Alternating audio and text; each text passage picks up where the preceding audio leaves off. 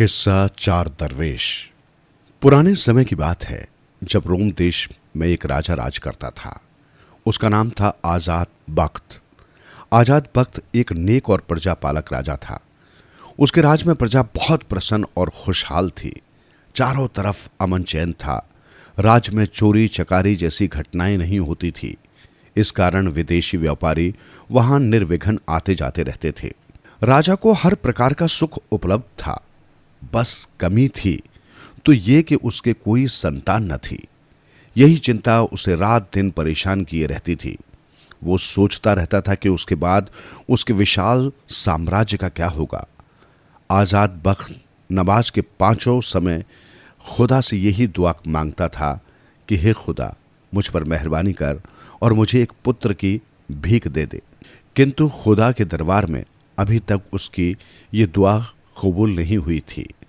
समय धीरे धीरे गुजर रहा था। राजा की आयु 40 बरस की हो गई थी। एक दिन अचानक उसकी निगाह दर्पण पर पड़ी तो उसे अपनी मूंछों में एक बाल चांदी के तार जैसा चमकता दिखाई दिया। ये देख उसका मन खिन्न हो गया। उसके मुंह से एक ठंडी सांस निकली और सोचने लगा कि बुढ़ापा द्वार पर आ खड़ा हुआ है। जीवन का अंत समीप आता जा रहा है। पूरा संसार पाने की लालसा में जीवन भर उसने अन्य देशों को नष्ट कर अपने साम्राज्य का विस्तार किया। किंतु अब यह राज्य किस काम आएगा। अब इस धन का कोई और व्यक्ति ही उपभोग करेगा। यदि कुछ दिन और जीवित रहा तो शरीर की शक्ति घटती ही जाएगी। अब तो ये आशा भी टूट चली कि इस राज्य का कोई उत्तराधिकारी भी पैदा हो। अंत में तो एक दिन मरना ही है और सब कुछ यहीं छोड़ जाना है। तो उचित यही होगा कि अभी से सब कुछ त्याग दूं और शेष जीवन ईश्वर की प्रार्थना आराधना में व्यतीत करूं। मन में यह विचार आते ही उसने दरबारियों को आदेश दे दिया कि आज के बाद कोई उसके पास न आए, बल्कि सब दरबार में एकत्रित होकर अपना अपना दायित्व तत्परता से निभाएं। ये कहकर वो एकांत स्थान में जा बैठा और ईश्वर की उपासना में लग गया। हर समय वो अपने पापों को याद करके रोता था, आहें भरता था और खुदा से क्षमा चाहता था। धीरे धीरे सारे देश में ये खबर फैल गई कि राजा ने अपना राजपाट छोड़ दिया है। अब उसे ईश्वर की प्रार्थना करने के अतिरिक्त कोई अन्य कार्य नहीं रह गया है। ये सुनते ही राजा के शत्रुओं ने सिर उठाया और देश के जिन भाग में जिसने चाहा अपना अधिकार कर लिया। चारों ओर अशांति फैल गई।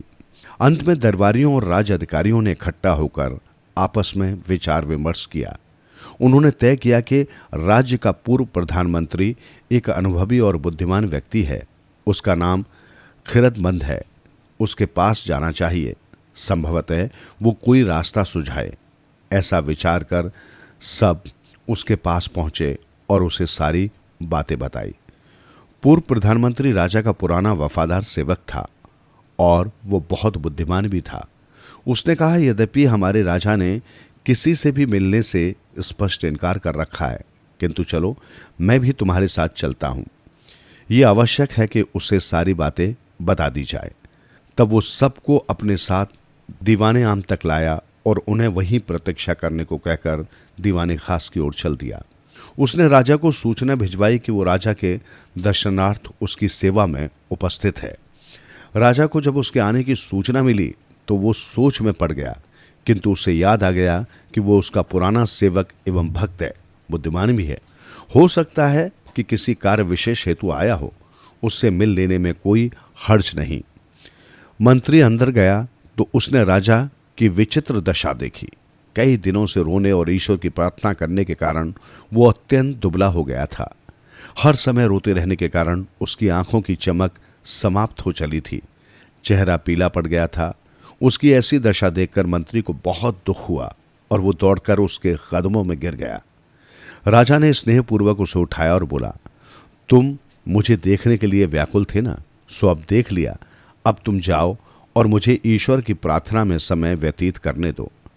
सारे राजकार्य तुम पूरे करो और राज्य को भली भांति चलाओ। ये सुनकर मंत्री फूट फूट कर रोने लगा। वो हाथ जोड़ सिसकते हुए बोला, सरकार, जब से आपने राजपाट से मुंह मोड़ा है, देश में अशांति और अव्यवस्था फैल गई है। सारे देश में हाहाकार मचा हुआ है। देश के दुश्मनों ने राज्य के कई इलाकों पर अपना अधिकार कर लिया है। सर्वत्र अराजकता फैल गई है। आपके सेवकों को इतना तो मालूम होना ही चाहिए कि आखिर आपने ऐसा किया क्यों। राजा बोला, ए खिरदमंद सुन, मैं अब तक राजपाट चलाने और राज्य का विस्तार करने में लगा रहा। मेरा सारा जीवन इसी भाग दौड़ में कट गया। राज्य कार्यों में लिप्त रहते मैं बूढ़ा हो गया, बाल सफेद हो गए, किंतु ईश्वर ने आज तक मुझे एक बेटा नहीं दिया। इससे मेरा दिल टूट गया। इसी कारण मैंने दुनिया से मुंह मोड़ लिया और निर्णय कर लिया कि अब मैं किसी को अपना मुंह नहीं दिखाऊंगा और न ही संसार के झगड़ों में पड़ूंगा। जीवन तो बन न सका, कम से कम मृत्यु के पश्चात तो शांति मिले। इतना कहकर उसने एक लंबी सांस खींची और चुप हो गया। राजा के मुख से ये सब सुनकर खिरदमंद बोला, ऐ शहंशाह, ईश्वर की कृपा से इतना निराश नहीं होना चाहिए। जिसने इतना बड़ा संसार बनाया है उसके लिए आपको बेटा देना कोई कठिन कार्य नहीं है। मैं आपके पिता के समय से इस राज्य का प्रधानमंत्री रहा हूं। मैं जानता हूं कि आपके पूर्वजों ने इस राज्य को सुदृढ़ करने में कितना परिश्रम किया। इस समय आपकी जरा सी गफलत से सारा राज्य मटियामेट हो जाएगा। यदि ऐसा ही हाल रहा तो एक दिन ये सारा देश नष्ट हो जाएगा। ईश्वर की अदालत में जब आपसे ये पूछा जाएगा कि तुझे तो जनता का रक्षक बनाकर मैंने यहाँ भेजा था, किंतु तूने मेरी कृपा से निराश होकर अपने दायित्व को भी भुला दिया, तो आप क्या जवाब देंगे? उस समय सारे जीवन की प्रार्थना भी काम न आएगी। घर छोड़कर जंगल जंगल फिरना तो योगी और संतों का काम है, राजाओं का नहीं। उचित तो यही होगा कि आप अपने दायित्व को संभालें और साथ साथ ईश्वर की प्रार्थना भी करें। दिन में प्रजा के लिए कार्य करें और रात को ईश्वर की प्रार्थना करें। इसके अतिरिक्त गरीब और मजलूमों की सहायता करें, अनाथ और विधवाओं को सहारा दें। इन सबके हृदय से आपके लिए आशीर्वचन निकलेंगे और ईश्वर ने चाहा तो आपकी इच्छा भी पूरी होगी। खिरदमंद की ऐसी बातें सुनकर राजा के मन में ढाढ़स बंधा और वो बोला, ठीक है, जैसा तू कह रहा है उसे भी करके देख लेता हूं। आगे ईश्वर की जैसी इच्छा होगी सो होगा। फिर उसने पूछा, अच्छा खिरदमंद, ये तो बताओ कि राज्य के धनवानों और दरबारियों का क्या हाल है? खिरदमंद बोला, हुजूर आला, सब आपकी सुरक्षा के लिए ईश्वर से प्रार्थना करते रहते हैं। आपके न होने से सब बेचैन रहते हैं। सारे मंत्री, दरबारी तथा नगर के सभी लोग दरबारे आम में एकत्रित हैं। यदि आपके दर्शन हो जाए तो उन्हें भी शांति मिल जाए। ये सुनकर राजा ने कहा, ठीक है, सबसे कहो कि हम कल दरबार सजाएंगे, उनसे उपस्थित रहने को कह दो। अगले दिन राजा ने दरबार लगाया। सब दरबारियों ने राजा को भेंट और बधाइयां दी। देश के हर व्यक्ति को राजा का निर्णय जानकर बहुत प्रसन्नता हुई। राजा ने दोपहर को आराम किया, फिर धार्मिक पुस्तकें पढ़ी और ईश्वर से प्रार्थना की। उसने अपने कार्य में सफलता के लिए दुआएं मांगी। एक दिन राजा ने उन धार्मिक पुस्तकों में पढ़ लिया कि यदि कोई चिंता हो और मनुष्य उसके लिए कुछ न कर पाए तो उसे ईश्वर के सुपुर्द कर दे। अपनी शांति के लिए कब्रिस्तान जाए और वहां देखे कि कैसे कैसे शान व शौकत वाले लोग इस संसार में आए और अंत में मिट्टी में मिल गए। ये बात राजा के मन को छू गई, किंतु फिर वो सोचने लगा कि ये भीड़ भाड़ में राजाओं की तरह कब्रिस्तान जाना ठीक नहीं। उचित तो ये होगा कि वो रात के समय वेश बदलकर वहां जाए। ऐसा विचार कर राजा ने उस रात अपने कपड़े बदले और किले से निकलकर कब्रिस्तान पहुंच गया। उस समय तेज हवा चल रही थी। दूर से राजा को एक अंगारा सा दिखाई दिया जो सुबह के तारे की भांति चमक रहा था। राजा ने मन में विचार किया कि इतनी तेज आंधी में इस चिराग का जलते रहना मामूली बात नहीं। हो सकता है ये किसी ऐसे पहुंचे हुए संत का चिराग हो। इस चिराग के पास जाकर देखना चाहिए। हो सकता है इस प्रकाश की किरण से मेरे घर का चिराग भी रोशन हो जाए और मेरी हार्दिक इच्छा पूरी हो जाए। ऐसा विचार कर राजा चिराग की दिशा में चल पड़ा। जब वो समीप पहुंचा तो उसने देखा कि एक अलाव के इर्द गिर्द 4 फकीर दरवेश अपने घुटनों पर सिर रखे शांत भाव से वहां इस प्रकार बैठे हैं जैसे कोई यात्री अपने देश से बिछुड़कर बेसहारा होकर उदास बैठा हो। पास में ही एक शिलाखंड पर रखा एक दीपक जल रहा था। वो उससे भी आश्चर्य की बात तो ये थी कि इतनी तेज हवा में भी वो दीपक बुझ नहीं रहा था। अब तो राजा आजाद बख्त को यकीन हो गया कि उसकी हार्दिक इच्छा का सूखा वृक्ष इन्हीं फकीरों के आशीर्वाद से हरा भरा फूलेगा। उसके मन में आया कि वो आगे बढ़े, किंतु तभी उसकी बुद्धि ने समझाया, अरे मूर्ख, इतनी शीघ्रता मत कर। कौन जाने ये कोई देव हैं या जिन्न भूत जो फकीर के वेश में यहाँ बैठे हैं। यहीं कोने में छिपकर बैठ जा और चुपचाप देख कि ये क्या रहस्य है। इतने में एक फकीर को जोर से छींक आई तो सभी चौंक उठे। एक फकीर ने दीपक की लौ को थोड़ा ऊपर किया। अलाव तो जल ही रहा था। सबने हुक्के भरे और अपने अपने स्थानों पर बैठे हुक्के गुड़गुड़ाने लगे। कुछ देर बाद उनमें से एक फकीर बोला, ए मित्रों, हम चारों को वर्षों तक इस संसार की ठोकरें खानी पड़ी हैं। ईश्वर की कृपा से आज हम सब यहाँ मिल बैठे हैं।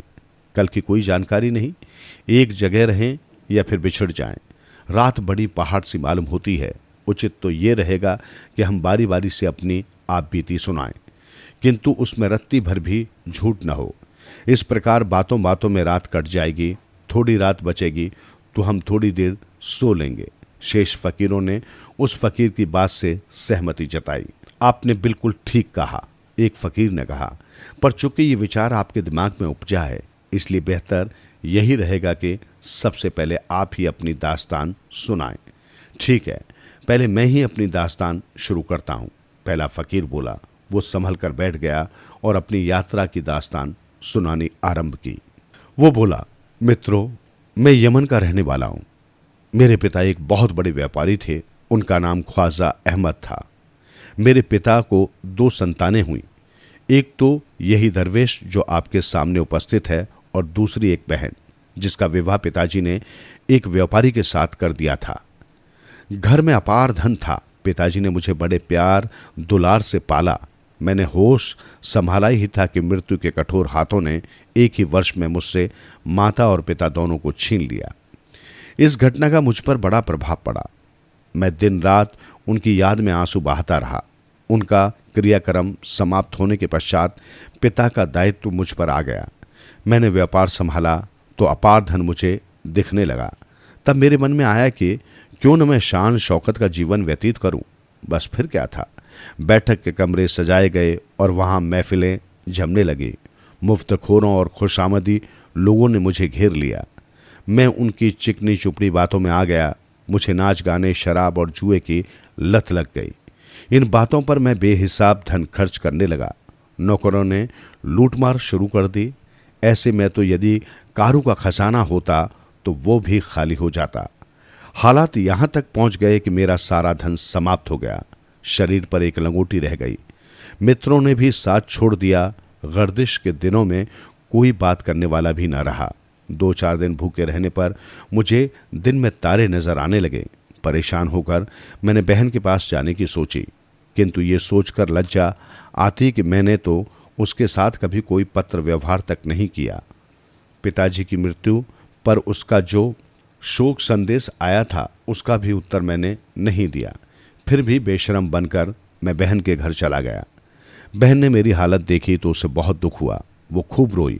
उसने पूछा, भैया तुम्हारी ये दशा कैसे हो गई? मैं भला उसे क्या उत्तर देता। मेरी आंखों में आंसू आ गए और मैं चुप रह गया। बहन ने मुझे पहनने के लिए कपड़े दिए। मेरे रहने के लिए उसने अच्छे भवन की व्यवस्था की। स्वादिष्ट भोजन बनाकर खिलाया। इस प्रकार मेरे कई महीने बहुत आराम से कट गए। एक दिन बहन मेरे पास आई और बोली, भैया तुम तो मेरे पिता की निशानी हो। तुम्हारे आने से मेरी आत्मा को बहुत शांति मिली। तुम्हें देखकर मेरा मन प्रसन्न है। किंतु पुरुषों को खुदा ने कमाने के लिए पैदा किया है। निठल्ले व्यक्ति को सब लोग बुरा भला कहते हैं। छोटे बड़े सभी लोग यही कहेंगे कि माँ बाप के धन को समाप्त कर बहनोई के टुकड़ों पर पल रहा है। इससे दुनिया हंसी उड़ाएगी। यदि मेरा बस चलता तो मैं जीवन भर तुम्हें सुख चैन से रखती। अब तुम ऐसा करो, मैं तुम्हें कुछ अशर्फियाँ देती हूँ। तुम उनसे व्यापार का सामान खरीदकर व्यापारियों के काफिले के साथ दमश्क चले जाओ, खूब व्यापार करो और धन कमाओ। मुझे बहन की ये सलाह बहुत पसंद आई। मैंने बहन को दी हुई अशर्फियों से कुछ सामान खरीद कर एक व्यापारी के पास रख दिया। वो सामान जहाज़ द्वारा चला गया। मैंने ज़मीन से यात्रा की। बहन ने मेरे लिए कुछ कलेवा भी बनाकर रख दिया। दही का टीका मेरे माथे पर लगाकर तथा आंखों में आंसू भरकर वो बोली, मेरे भैया, मैं तुम्हें ईश्वर के सुपुर्द करती हूँ। जिस तरह आज मुझे पीठ दिखाकर जा रहे हो, उसी तरह अपना मुंह शीघ्र दिखाना। मैं बहन से विदा होकर घोड़े पर सवार हुआ और बड़ी तेजी से चलता हुआ दमश्क के पास जा पहुंचा। नगर का द्वार बंद था। रात अधिक हो चुकी थी, इसलिए सुरक्षा प्रहरियों ने द्वार नहीं खोला।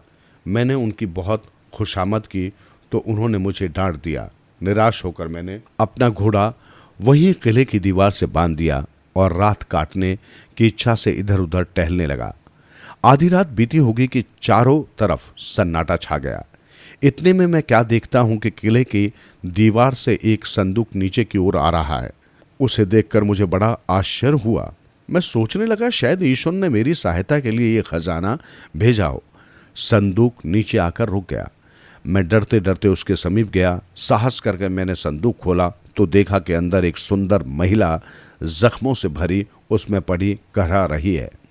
वो धीमे स्वर में कह रही थी, ए निर्दयी, मुझ पर तूने ये अत्याचार किया, भलाई का बदला बुराई से दिया, मेरे परिश्रम का ये इनाम दिया। खैर, मैं अपना और तेरा न्याय ईश्वर को सौंपती हूँ। ये कहकर उसने अपनी ओढ़नी का पल्ला अपने मुख पर डाल लिया और बेहोश हो गई। फिर थोड़ी देर बाद जब उसे होश आया तो उसने मेरी तरफ देखा। उसका सुंदर मुखड़ा देखकर मेरा मन डोलने लगा।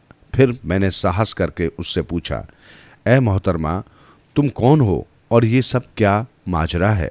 वो बड़ी कठिनाई से बोली, मुझ में इतनी शक्ति नहीं बची कि मैं कुछ बातें कर सकूं। चंद क्षणों में ही मेरी आत्मा शरीर से अलग हो सकती है। यदि मेरी मृत्यु हो जाए तो ईश्वर के वास्ते तुम मुझे संदूक सहित कहीं गाड़ देना, अन्यथा जितने मुंह उतनी बातें होंगी। लोग न जाने क्या क्या कहेंगे। ये कहकर वो फिर बेहोश हो गई। मैंने पूरब की दिशा में निगाह घुमाई। रात खत्म हो रही थी और पौ फटने लगी थी। मेरी कुछ समझ में नहीं आ रहा था कि मैं क्या करूं। अंत में मैंने संदूक को घोड़े पर बांध लिया और दरवाजा खुलते ही नगर में प्रवेश कर गया। बड़ी कठिनता से मुझे किराए का एक मकान मिला। वहां मैंने उस सुंदरी को संदूक से निकाला और एक मुलायम बिछौने पर लेटा दिया। फिर मैं किसी वैद्य या हकीम की खोज में निकल पड़ा। लोगों से पूछताछ की तो उन्होंने ईसा नाम के एक हकीम का नाम बताया और पता भी बता दिया। मैं हकीम के पास पहुंचा और उससे बोला, मैं एक व्यापारी हूं, मेरी पत्नी भी मेरे साथ आई है। यात्रा के दौरान डाकुओं ने हमें लूट लिया और जेवरों के लालच में मेरी पत्नी को घायल कर दिया। मुझ पर कृपा करो और मेरी पत्नी का इलाज कर दो। हकीम एक सज्जन व्यक्ति था। वो तुरंत मेरे साथ चल पड़ा। उसने बड़ी तन्मयता से उस सुंदरी का इलाज किया। शीघ्र ही उसके घाव भर गए। जिस व्यापारी के साथ मैंने अपना सामान भेजा था वो भी दमश्क पहुंच गया। मैंने उससे अपना सामान लिया और उसे औने पौने दामों में बेच डाला। सामान बेचकर मिली रकम को मैंने उस महिला के इलाज में खर्च कर दिया। जब वो ठीक हो गई तो मैंने एक उत्सव किया और गरीबों को भोजन कराया। अच्छी हो जाने पर वो महिला अत्यंत आकर्षक दिखाई देने लगी। मैं हर समय उसकी सेवा में लगा रहता। उसका जो भी आदेश होता खुशी खुशी उसका पालन करता। वो अपनी सुंदरता के घमंड में मेरी ओर देखती और कहती, खबरदार, यदि तुम्हें मेरे साथ रहना है तो मेरी बात कभी ना काटना। मैं जो भी कहूँ उसे चुपचाप मान लेना, अन्यथा तुम्हें पछताना पड़ेगा। मैं भी उसकी इच्छा के विरुद्ध कोई काम न करता। सच बात तो ये थी कि मैं उसके रूप जाल में बुरी तरह गिरफ्तार हो चुका था और मन ही मन उसे बेहद प्यार करने लगा था। लेकिन अपने प्यार का इजहार करने की मेरी हिम्मत नहीं होती थी। उस सुंदरी का आदेश ही ऐसा था। मैं उसके इशारों पर नाचता था। अपने विषय में उसने मुझे कभी कुछ भी नहीं बताया था और मैं उससे पूछ भी नहीं सकता था। वो मेरे लिए एक पहेली थी। एक दिन मैंने साहस करके उससे पूछ ही लिया, ऐ सुंदरी, अगर तुम्हें बुरा न लगे तो मैं तुम्हें ये बताना चाहता हूँ कि मेरे पास जो कुछ भी धन था वो सब खर्च हो गया है। अब मेरी जेब बिल्कुल खाली है और यही चिंता मुझे खाई जा रही है कि आगे गुजारा किस प्रकार चलेगा। उसने मेरी बात सुनकर रेशम के कपड़े पर कोई इबारत लिखी और उसे मुझे पकड़ाते हुए कहा, तुम किले के समीप वाले सबसे ऊंचे भवन में जाओ और उसके मालिक को जाकर ये पत्र दे दो। मैं वो पत्र लेकर निर्दिष्ट दिशा में चल दिया। किले के समीप पहुंचकर मैंने सबसे ऊंचे भवन का द्वार खटखटाया। कुछ ही क्षण बाद एक बड़ी उम्र के हबसी ने दरवाजा खोला और मेरी ओर प्रशंसा सूचक दृष्टि से देखा। मैंने बिना कुछ बोले वो पत्र हबसी को पकड़ा दिया। हबसी अंदर गया और कुछ ही देर बाद 10 सेवकों के साथ वापस लौटा। सेवकों के सिर पर सोने की मोहरों से भरी थैलियां लदी हुई थी। सेवक उन थैलियों को लादे हुए मेरे साथ मेरे घर पहुंचे। सुंदरी ने मुस्कुराकर कहा, अब तुम चिंता मुक्त हो जाओ। मुझे उम्मीद है कि ये मोहरें हमारे लिए काफ़ी दिनों तक पर्याप्त रहेंगी। मैंने जैसे उसकी बात सुनी ही नहीं, क्योंकि मेरा ध्यान तो सुंदरी के इर्द गिर्द ही भटक रहा था। आखिर थी कौन वो सुंदरी? उसे किसने घायल किया था? उसे संदूक में किसने रखा था? वो हबसी कौन था जिसने केवल उसका पत्र देखकर ही उसे इतना धन दे दिया? परंतु उसने तो मेरे मुंह पर ताला लगा दिया था। मुझे उसकी ये शर्त याद थी। एक दिन वो मुझसे बोली, अब तुम्हें कुछ काम धाम करना चाहिए, बेकार बैठे रहना ठीक नहीं है। मैं प्रसन्न हो गया कि आखिर उसने मुझसे बात तो की। वैसे तो वो मेरी ओर मुंह उठाकर देखती तक न थी। हुक्म दो, मैंने कहा। मैं तो तुम्हारा सेवक हूँ, तो फिर बाजार जाओ। वो बोली, तुम्हारे कपड़े बहुत पुराने हो चुके हैं, इन कपड़ों को फेंको और अपने लिए राजकुमारों जैसे वस्त्र खरीद लाओ। तुम नगर के चौक पर चले जाओ, वहाँ यूसुफ नाम के एक व्यापारी की कपड़ों की दुकान है। उसकी दुकान पर तुम्हें हर प्रकार के वस्त्र मिल जाएंगे। मैं यूसुफ की दुकान पर पहुंचा। मैंने उसकी दुकान से सोने चांदी के तारों से बने वस्त्र खरीदे, जिन पर हीरे और सच्चे मोती टके हुए थे। यूसुफ एक सुंदर और मृद स्वभाव का नवयुवक था। उसने बड़े प्रेम से मुझे अपने पास बैठाया, मेरा परिचय पूछा। मैंने उसकी बातों का कुछ सच्चा कुछ झूठा उत्तर दे दिया। कारण ये कि मैं अपनी वास्तविकता उस पर प्रकट करना नहीं चाहता था, पर वो तो मुझसे कुछ ज्यादा ही प्रभावित हो गया था। जल्दी ही हम दोनों मित्र बन गए। उसने मुझे भोजन पर निमंत्रित किया, किंतु मैं पहले सुंदरी से इजाज़त लेना चाहता था। फिर भी उसके बार बार आग्रह करने पर मुझे उसके घर जाना ही पड़ा। यूसुफ मुझे अपने घर ले गया। वो एक शानदार हवेली थी, जिसमें एक बहुत ही सुंदर बगीचा था। बगीचे में उगे वृक्षों की डालियां फलों और फूलों से लदी हुई थी। वृक्षों पर अनेक प्रकार के पक्षी चहचहा रहे थे। फव्वारों में से रंगीन पानी निकल रहा था। एक फव्वारे के पास बैठते हुए यूसुफ बोला, बैठो दोस्त, तकल्लुफ़ की ज़रूरत नहीं, इसे अपना ही घर समझो। यूसुफ के सेवक भोज की व्यवस्था में जुट गए। उन्होंने आनन फानन में सारी व्यवस्था पूरी कर दी। पहले शराब का दौर चला, फिर संगीत की महफिल जमी। जब महफिल पूरे शबाब पर पहुंची तो यूसुफ ने कहा, मित्र, अब तो हमारे बीच से तकल्लुफ़ हट चुका है। अब तुमसे तो कोई पर्दा नहीं रहा। मैं चाहता हूं कि इस रंगीन वातावरण में मैं अपनी प्रेमिका को भी शामिल कर लूं। तुम्हारी क्या राय है? मैंने बेहिचक अपनी सहमति प्रदान कर दी। मुझे भी उसकी प्रेमिका को देखने की इच्छा हो रही थी। कुछ पल बाद ही एक काली कलोटी भूतनी सी हबसी औरत, जिसे देखकर ही मनुष्य गश खा जाए, यूसुफ के पास आकर बैठ गई और हंस हंस कर उससे बतियाने लगी। मुझ पर शराब का सुरूर चढ़ने लगा था, अतः मैंने उनकी ओर ध्यान देना बंद कर दिया। महफिल कुछ देर और चली और फिर समाप्त हो गई। मैं अपने घर लौट आया। उस समय आधी रात बीत चुकी थी। सुंदरी ने मुझे देर से आने के लिए बुरा भला कहा और खूब डांट पिलाई। मैंने सिर झुकाकर कहा, मुझे क्षमा कर दो। यूसुफ मुझे अपने घर ले गया था भोजन के लिए, इसी कारण देरी हो गई। आगे से तुमसे पूछे बगैर कहीं नहीं जाऊंगा। मेरी क्षमा याचना सुनकर उसके चेहरे के भाव बदल गए।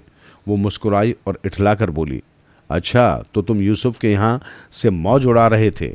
हाँ, मैंने धीरे से कहा। वो कुछ क्षण के लिए चुप रही, फिर कहने लगी, अगर कोई तुम्हें निमंत्रित करता है तो बदले में तुम्हें भी ऐसा ही करना चाहिए। जाओ और यूसुफ को भी अपने घर पर भोजन का निमंत्रण दे आओ। भले और सभ्य लोग ऐसा ही किया करते हैं। मैं खुश हो गया। वो मुझसे बड़ी सज्जनता से पेश आ रही थी। मेरे लिए ये सबसे बड़ी बात थी। अगले दिन मैं यूसुफ की दुकान पर जा पहुंचा और उससे कहा, मित्र, तुम आज रात का भोजन मेरे साथ करो। यूसुफ ने तुरंत ही मेरा निमंत्रण स्वीकार कर लिया। बोला, निमंत्रण के लिए धन्यवाद मित्र, मैं अवश्य आऊँगा, किंतु मेरी एक विनती है। मैंने कहा, बेहिचक बताओ, क्या कहना चाहते हो? उसने शर्मा कर कहा, क्या मैं अपने साथ अपनी प्रेमिका को भी ला सकता हूँ? मैंने सहर्ष सहमति प्रदान कर दी। जब मैं वापस लौटा तो अपने ही घर को न पहचान सका। वो बहुत अच्छी तरह से सजा हुआ था। मिस्त्री लोग मशकों से जगह जगह गुलाब के इत्र मिले पानी का छिड़काव कर रहे थे। एक और देगों में भांति भांति के स्वादिष्ट भोजन तैयार हो रहे थे। पूरा घर साफ सफाई के बाद चमक रहा था। सुंदरी इधर उधर दौड़ती फिर रही थी और सारे प्रबंध कर रही थी। रात को जब यूसुफ आया तो उसके साथ उसकी वही काली कलूटी प्रेमिका थी। मैंने दोनों का स्वागत किया और उन्हें दीवान पर बैठाया। सुंदरी ने पहले ही मुझसे कह दिया था कि मैं मेहमानों के सामने नहीं जाऊंगी और अंदर से ही सब प्रबंध करूंगी। मैंने उससे ऐसा करने का कारण भी नहीं पूछा। कुछ ही क्षण बाद सेवक भोजन, शराब और फलों से भरे थाल ले आए। संगीतकार और नाचने वालियां भी आ पहुंची। यूसुफ और उनकी काली प्रेमिका आपस में भोड़े मजाक कर रहे थे। उन्हें देखकर मैं मन ही मन सोचने लगा, यूसुफ इतना सुंदर है और ये स्त्री चुड़ैल, भला इनकी क्या जोड़? अवश्य ही यूसुफ पागल है जो इस काली चुड़ैल के पीछे पागल हो रहा है। खैर, शराब नोशी के पश्चात भोजन आरंभ हुआ। सुंदरी ने वाकई बहुत स्वादिष्ट भोजन बनवाया था। भोजन करके यूसुफ और उसकी प्रेमिका वाह वाह कर उठे। मैं शराब से परहेज नहीं करता था, लेकिन उस रात न जाने क्या हुआ कि एकाएक मुझ पर नशा तारी होने लगा। कुछ ही समय बीतते बीतते नशा मुझ पर हावी हो गया और मैं बेहोश हो गया। जब आंख खुली तो मैं भौंचक्का रह गया। दिन निकल आया था। मैं उसी घर में था, किंतु नितांत अकेला। वो सुंदरी भी घर पर नहीं थी। मेरी समझ में कुछ नहीं आ रहा था। वो सुंदरी कहाँ चली गई? यूसुफ और उसकी प्रेमिका कब चले गए? मेरी नींद कैसी असाधारण थी कि मैं सोता ही रहा। अचानक मैं जोर से चिल्ला उठा। मेरा दिल जोर जोर से धड़कने लगा और शरीर कांपने लगा। वो दृश्य था ही ऐसा हृदय द्रावक। एक कोने में यूसुफ और उसकी प्रेमिका की लाशें पड़ी हुई थी। उनके गले कटे हुए थे और उनसे खून बह रहा था। मैं दहशत से पागल सा हो गया। अगर कोई मुझे वहां देख लेता तो उन हत्याओं का दोषी मुझे ही समझ लेता और मेरा सिर काट दिया जाता। बस मैं भाग खड़ा हुआ। दिन भर मैं नगर में इधर उधर भटकता रहा। शाम के समय मुझे एक सेवक मिला जिसे मैंने घर में पिछली रात को भोजन की थाली लाते देखा था। मैंने उससे सुंदरी के विषय में प्रश्न किया तो उसने नगर के दूसरे भाग में एक हवेली का पता बता दिया। मैं व्याकुल होकर उस हवेली पर पहुंचा, परंतु द्वारपाल ने डपट कर कहा, तुम अंदर नहीं जा सकते। मैं गिड़गिड़ाकर बोला, भाई मुझे मत रोको, मेरा तुम्हारी मालकिन से मिलना बहुत ज़रूरी है। द्वारपाल अकड़कर बोला, नहीं, मैं किसी को भी अंदर नहीं जाने दूंगा। मालकिन का आदेश है कि मैं किसी को भी अंदर न जाने दूं। भैया मेरे, मुझ पर रहम करो। मैंने विनती की, मैं सुंदरी के बिना जीवित नहीं रह सकूंगा। किसी पत्थर से टकराकर अपनी जान दे दूंगा। मेरी ऐसी हालत देखकर द्वारपाल पिघल गया और अंदर चला गया। थोड़ी देर बाद वापस लौटा और मुझे अपने पीछे आने का इशारा किया। हवेली क्या थी? एक शानदार महल ही कहिए। एक खूबसूरत बगीचे के बीच चलते हुए हम संगमरमर के बने एक भवन में पहुंचे। वहां एक बहुत बड़े कमरे में वो सुंदरी एक दीवान पर सजी धजी बैठी हुई थी। मैं उसके सामने सिर झुकाकर खड़ा हो गया। मेरी हालत किसी ऐसे मुजरिम के समान थी जिसे न्याय के लिए काजी के सामने खड़ा किया गया हो। सुंदरी ने मुझ पर क्रोध और घृणा भरी निगाहें डाली और दांत पीसती हुई बोली, मैं तेरी सूरत नहीं देखना चाहती, और अगर तू अपनी सेवाओं का बदला चाहता है तो बता, तुझे जितना धन चाहिए मैं दे दूंगी। धन ले और यहाँ से दफा हो जा।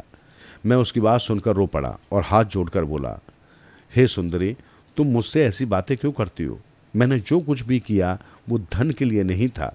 मुझे उसकी कीमत नहीं चाहिए। अगर तुम देना ही चाहती हो तो मुझे अपने से दूर न करो। मुझे इस घर के किसी कोने में पड़ा रहने दो ताकि तुम्हें देख देख कर जीवित रह सकूं। तुमसे दूर रहकर तो यकीनन मेरी मौत हो जाएगी। मेरे शब्द सुनकर वो खिलखिलाकर हंस पड़ी और बोले, क्या तुम होश में हो? ये कैसे पागलपन की बातें कर रहे हो? मैंने कहा, अगर मैं होश में नहीं हूं तो इसकी वजह सिर्फ तुम हो। तुम्हारे प्यार ने मुझे पागल बना दिया है। मेरी बात सुनकर वो फिर से हंस पड़ी। फिर उसने धीरे गंभीर आवाज में कहा, मुझे पता नहीं था कि तुम इतने बड़े मूर्ख हो। जब मैंने उन दोनों के साथ तुम्हें भी नशे में मदहोश देखा तो मेरा खून खौल उठा। जी चाहा कि तुझे भी मार डालो, परंतु फिर मुझे तुम्हारी सेवाएं याद आ गईं। मैंने तुझे जीवित छोड़ दिया और यहाँ चली आई। उसकी बात सुनकर मुझे आश्चर्य हुआ।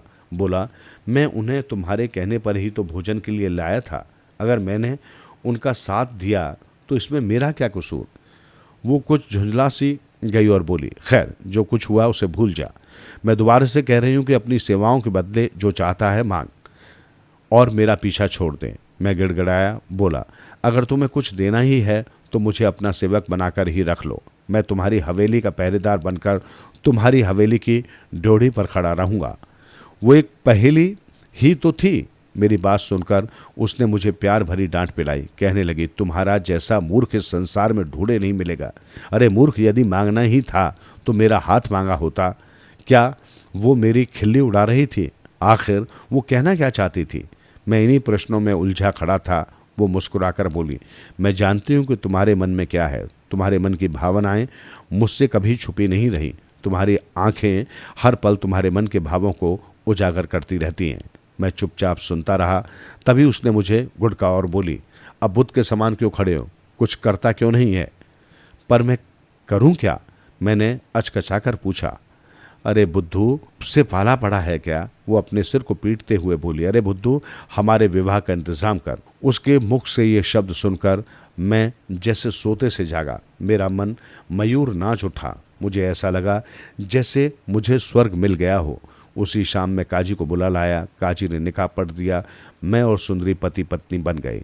जब वो दुल्हन बनकर मेरे सामने आई तो मेरी आंखें चौंधिया गईं। वो कोई स्वर्ग से उतरी अप्सरा प्रतीत हो रही थी। मैंने आगे बढ़कर उसे आलिंगन में लेना चाहा, किंतु उसने मुझे संकेत से रोक दिया और बोली, अपना वादा याद है ना तुम्हें? मेरे पैर ठिठक गए। बोला, हाँ मुझे याद है। मैं तुमसे कोई प्रश्न नहीं करूंगा। तुम्हारा कोई भी कार्य कितना भी अनोखा और असाधारण क्यों ना हो, मैं उसका कारण नहीं पूछूंगा। मैंने मुंह से तो ऐसा बोल दिया, परंतु सच बात तो ये थी कि मैं सुंदरी के विषय में ज़्यादा से ज़्यादा जानना चाहता था। मैं जानना चाहता था कि आखिर ये सुंदरी है कौन? क्यों इसने मुझे यूसुफ को भोजन पर आमंत्रित करने के लिए कहा? यूसुफ और उसकी प्रेमिका की हत्या अगर इसने की है तो क्यों की? सबसे ऊंचे भवन के हबसी का क्या रहस्य है? आदि आदि। फिर भी मैंने ये सोचकर अपने मन को समझा लिया कि अगर ये मुझसे कुछ छुपाना चाहती है तो मेरा क्या हर्ज है। आखिर अब तो ये मेरी पत्नी है। अगर ये उचित समझेगी तो कभी न कभी इन प्रश्नों के उत्तर भी मिल जाएंगे। मुझे अपना वचन पूरा करना चाहिए। एक दिन उसने मुझसे कहा, ऐसा लगता है कि तुम मुझसे कुछ पूछना चाहते हो, लेकिन वचन में बंधे होने के कारण मुझसे पूछ नहीं रहे हो। ये तुम कैसे कह सकती हो? मैंने अपने मन के भावों को छुपाते हुए पूछा। वो हंसकर बोली, मैं तुम्हारे मन को पढ़ चुकी हूँ। तुम्हारे मन के भाव तुम्हारे चेहरे पर अंकित हैं। फिर कुछ क्षण चुप रहने के बाद उसने कहा, देखो अब हम पति पत्नी बन चुके हैं। मैं नहीं चाहती कि तुमसे कुछ छुपाऊं, लेकिन पहले मुझे वचन दो कि जो कुछ भी मैं तुम्हें बताऊंगी उस भेद को कभी किसी से कहोगे नहीं। मैंने कहा, क्या अब भी तुम्हें मुझ पर भरोसा नहीं? क्या अभी तक मैंने अपना वादा नहीं निभाया है? नहीं, ऐसी बात नहीं है। वो बोली, मैं तुम पर भरोसा करती हूँ। अब समय आ गया है कि मैं तुम्हें सब कुछ बता दूं। ये कहकर वो संभल कर बैठ गई और अपनी दास्तान सुनाने के लिए स्वयं को तैयार करने लगी। कुछ देर बाद उसने अपनी दास्तान सुनानी शुरू की, जो इस प्रकार थी। मैं दमिश्क के सुल्तान की इकलौती बेटी हूँ। दमिश्क के राजमहल में मेरा लालन पालन बड़े प्यार दुलार से हुआ। संसार का कोई ऐसा सुख नहीं था जो मुझे न मिला हो। मैंने कभी जाना ही नहीं था कि दुख नाम की कोई चीज होती है। मेरे माता पिता मेरी हर इच्छा पूरी करने को सदैव तत्पर रहते थे। दासियां मेरी खिदमत में खड़ी रहती थी। मेरी हर हट का पालन किया जाता था। इसका नतीजा ये निकला कि मैं जिद्दी हो गई। मुझ में वे सब बुराइयां पैदा हो गईं जो धनी माता पिता की बिगड़ैल औलाद में होती हैं। मैं मनमानी करने लगी। अगर कोई मुझे नेक सलाह देता तो मैं उसकी खिल्ली उड़ाती। जब मैं युवावस्था में पहुंची तो मेरे माता पिता को मेरे विवाह की चिंता हुई और वो मेरे लिए किसी अच्छे वर की तलाश करने लगे। उन्हें पता ही नहीं था कि उनकी लाडली बेटी उन्हें दुख और निराशा के सिवा और कुछ नहीं देने वाली थी। मेरे महल में एक नौकर का बेटा था जो बहुत ही सुंदर था। वो मेरी ही उम्र का था। मैं उसकी ओर आकृष्ट हो चुकी थी और चाहती थी कि उसी के साथ मेरा विवाह हो। मैं उस पर खूब धन लौटाती और उसे कीमती उपहार देती थी। धीरे धीरे महल में हमारे संबंधों के बारे में तरह तरह की अफवाहें फैलने लगी। राज आज्ञा से उस युवक का महल में आना जाना बंद करवा दिया गया। मैं उससे मिलने को बेचैन रहने लगी। मैं जानती थी कि मैंने लोगों की नजर में स्वयं को गिरा लिया है। मैं एक राजकुमारी थी और वो एक सेवक का पुत्र। मेरा और उसका जोड़ कहाँ? रेशम के कपड़े में कहीं टाट का पैबंद भी फबता है। पर मैं क्या करती, दिल के हाथों मजबूर थी। एक दिन मैंने सोचा कि अगर मैं उससे विवाह करना चाहती हूं तो उसका जीवन स्तर समाज में ऊंचा उठाना चाहिए, ताकि दुनिया वाले ये न कह सके कि मेरा पति एक सेवक का बेटा है। यही सोचकर मैंने अपने एक विश्वस्त अनुचर को बुलाया और उसे सारी बातें समझाकर बहुत सी मोहरें दी। मैंने उससे कहा कि इस धन को वो उस सेवक के पुत्र को दे आए और उससे कहे कि कोई इज्जतदार व्यापार शुरू कर दे। उस विश्वस्त सेवक ने मेरा दिया हुआ धन उस युवक के पास पहुंचा दिया और मेरी हिदायत उसे बता दी। उस युवक ने वैसा ही किया। उसने नगर के बड़े चौक में एक सुंदर सी दुकान खोल ली और व्यापार करना शुरू कर दिया। युवक व्यवहार कुशल था। शीघ्र ही उसकी दुकान चल निकली और देखते ही देखते वो नगर का सबसे बड़ा व्यापारी बन गया। उसकी दुकान पर हर समय ग्राहकों की भीड़ लगी रहने लगी। उसकी आर्थिक स्थिति सुधरती देखकर मेरे मन को बहुत संतोष होता, किंतु उसके विरह की आग में मैं जलती रही। एक दिन मैंने फिर से अपने उस विश्वस्त सेवक को बुलवाया और कहा कि अब मुझसे उसका वियोग नहीं सहा जाता। अब एक ही रास्ता है उससे मिलने का कि एक सुरंग उसकी हवेली से खुदवाकर मेरे महल से जोड़ दी जाए। मेरे उस विश्वस्त सेवक ने मेरी उस इच्छा का प्रतिपालन किया और किसी की नजरों में आए बगैर एक सुरंग खुदवा दी। अब प्रत्येक रात वो युवक सुरंग के रास्ते से मेरे महल में आ जाता। उसके मिलने से मुझे बड़ी शांति मिलती। वो भी मुझसे मिलकर बहुत प्रसन्न होता। जब पौ फटने का समय होता तो मेरा सेवक उसी रास्ते से उसे वापस पहुंचा देता। इस भेद को मेरे सेवक के अतिरिक्त कोई दूसरा नहीं जानता था। इस ऐशो आराम में काफी समय बीत गया। एक दिन वो युवक आया तो बहुत उदास था। मैं उससे बातें करती तो हाँ कहकर टाल देता। अंत में मैंने उसकी उदासी का कारण पूछा तो वो रोनी सूरत बनाकर बोला, मैं नाचीज इंसान आपकी मेहरबानी से इस काबिल बन पाया कि मेरा जीवन सुख शांति से व्यतीत हो रहा है। मैं हमेशा आपकी कुशलता की कामना करता हूं। किसी ने सच्ची कहा है कि मनुष्य के लालच की कोई सीमा नहीं होती। उसके सिर पर भी लालच का भूत सवार हो गया था। उसने बताया कि उसकी हवेली के पास ही एक खूबसूरत भवन, जिसमें एक शानदार बगीचा भी है, बिकाऊ है। इस भवन के साथ एक दासी भी बिकाऊ है, जो संगीत में अपना जवाब नहीं रखती। लेकिन आश्चर्य की बात यह है कि इमारत और बगीचे की कीमत तो मात्र 5,000 है और उस दासी की कीमत 5 लाख है। इमारत के मालिक द्वारा उसे बेचने की ये शर्त रखी गई है कि जो भी व्यक्ति भवन और बगीचा खरीदे वो उस दासी को भी खरीदे। मुझे बगीचे और इमारत तो पसंद है, किंतु दासी की कीमत चुकाने की मुझ में शक्ति नहीं है। ये कहकर वो फिर उदास हो गया। मुझसे उसकी ये उदासी देखी न गई। मैंने तत्काल अपने विश्वस्त सेवक को बुलाया और आदेश दिया कि दूसरे दिन वो बगीचा, भवन और वो दासी खरीदकर उस युवक के हवाले कर दे। दूसरे दिन सवेरे ही उसकी लिखा पढ़ी हो गई और युवक पहले की भांति प्रसन्न रहने लगा। कुछ दिन सुख शांति में बीते। फिर मुझे अपने उसी सेवक द्वारा मालूम हुआ कि वो युवक अपनी उस दासी की ओर आकृष्ट हो गया है और वो उससे विवाह करना चाहता है। ये सुनकर मेरे कलेजे में तो आग ही लग गई। औरत सब कुछ सहन कर लेती है, किंतु ये बात उसे हरगिज सहन नहीं होती कि उसका महबूब किसी दूसरी औरत से प्यार करे। मेरे कलेजे पर चोट सी लगी थी। मैं अपने को निहायत अपमानित महसूस कर रही थी। मुझे पता नहीं था कि वो इतना बेवफा और नाशुक्रा निकलेगा। मैंने उसके लिए इतना कुछ किया था और वो ये बदला दे रहा था। मैंने निश्चय किया कि स्वयं जाकर देखूं कि बात सच्ची है या झूठी। उस रात मैं मुंह पर नकाब डालकर सुरंग के रास्ते उसकी हवेली की ओर चल पड़ी। मैं हवेली में पहुंची और घूमते घामते उस बगीचे में जा निकली। वास्तव में वो बगीचा स्वर्ग की रौनक दे रहा था। क्यारियों में सुंदर रंग बिरंगे फूल खिले हुए थे। बगीचे में कई छोटी छोटी नहरें थी जो पानी से लबालब भरी हुई थी। युवक मुझे कुछ दूरी पर टहलता हुआ दिखाई दिया। मेरी आमद जानकर वो तेजी से मेरे पास पहुंचा और मेरा हाथ पकड़कर प्रसन्नतापूर्वक बारदारी में ले गया। बगीचे में घूमता हुआ वो मुझे भवन की ऊपरी मंजिल पर ले गया और एक आरामदेह बिस्तर पर बैठा दिया। कुछ ही क्षण बाद एक काली कलूटी हबसी औरत वहां पहुंची और मुझे आदाब बजाए बिना एक ओर खड़ी हो गई। मैं समझ गई कि यही औरत उसकी प्रेमिका है जिससे वो शादी करना चाहता है। बस फिर क्या था, मैं फट पड़ी। मेरे मन में आग सी लग गई। मैंने नकाब उलट दिया और जोर से चिल्लाई, ओ नमक हराम बेवफा, ये बदला दिया है तूने मेरे उपकारों का। दगाबाज, तूने मुझे बहुत बड़ा धोखा दिया है। मेरे साथ बहुत बड़ा विश्वासघात किया है तूने। मैं तुझे कभी भी माफ नहीं कर सकती। वो युवक भी बहुत काहिया था, अव्वल दर्जे का मक्कार भी। बहुत नम्र स्वर में बोला, इस नाचीज पर नाराज मत होइए मोहतरमा, ये तो मेरा सौभाग्य है कि आप स्वयं ही यहां चली आई। सच मानिए, मैं तो आपको निमंत्रण भेजने ही वाला था। निमंत्रण? कैसा निमंत्रण? मैंने अचकचाकर पूछा। दावत का निमंत्रण। वो बोला, आज मैंने आपके लिए ही विशेष रूप से भोजन तैयार करवाया है। उम्मीद है आपको बहुत बहुत पसंद आएगा। मैंने झल्लाकर पूछा, और ये चुड़ैल कौन है?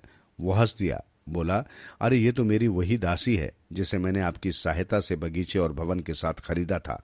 मैंने इसे विशेष तौर पर आपके मनोरंजन के लिए यहां बुलाया है क्योंकि ये गाती बहुत अच्छा है। ये जानकर मेरा गुस्सा कम हुआ।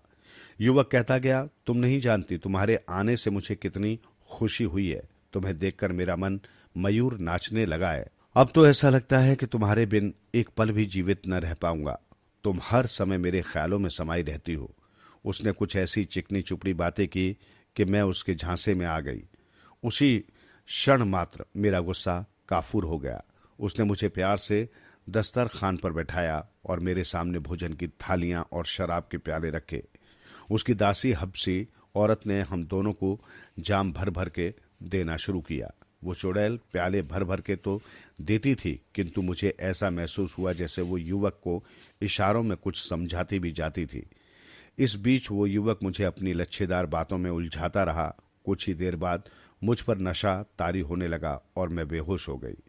मुझे बेहोश देखकर उस कमीने ने छुरा निकाला और मुझ पर टूट पड़ा। मैं प्रतिरोध करने की हालत में नहीं थी। उसने छुरे से मेरा सारा शरीर गोद डाला।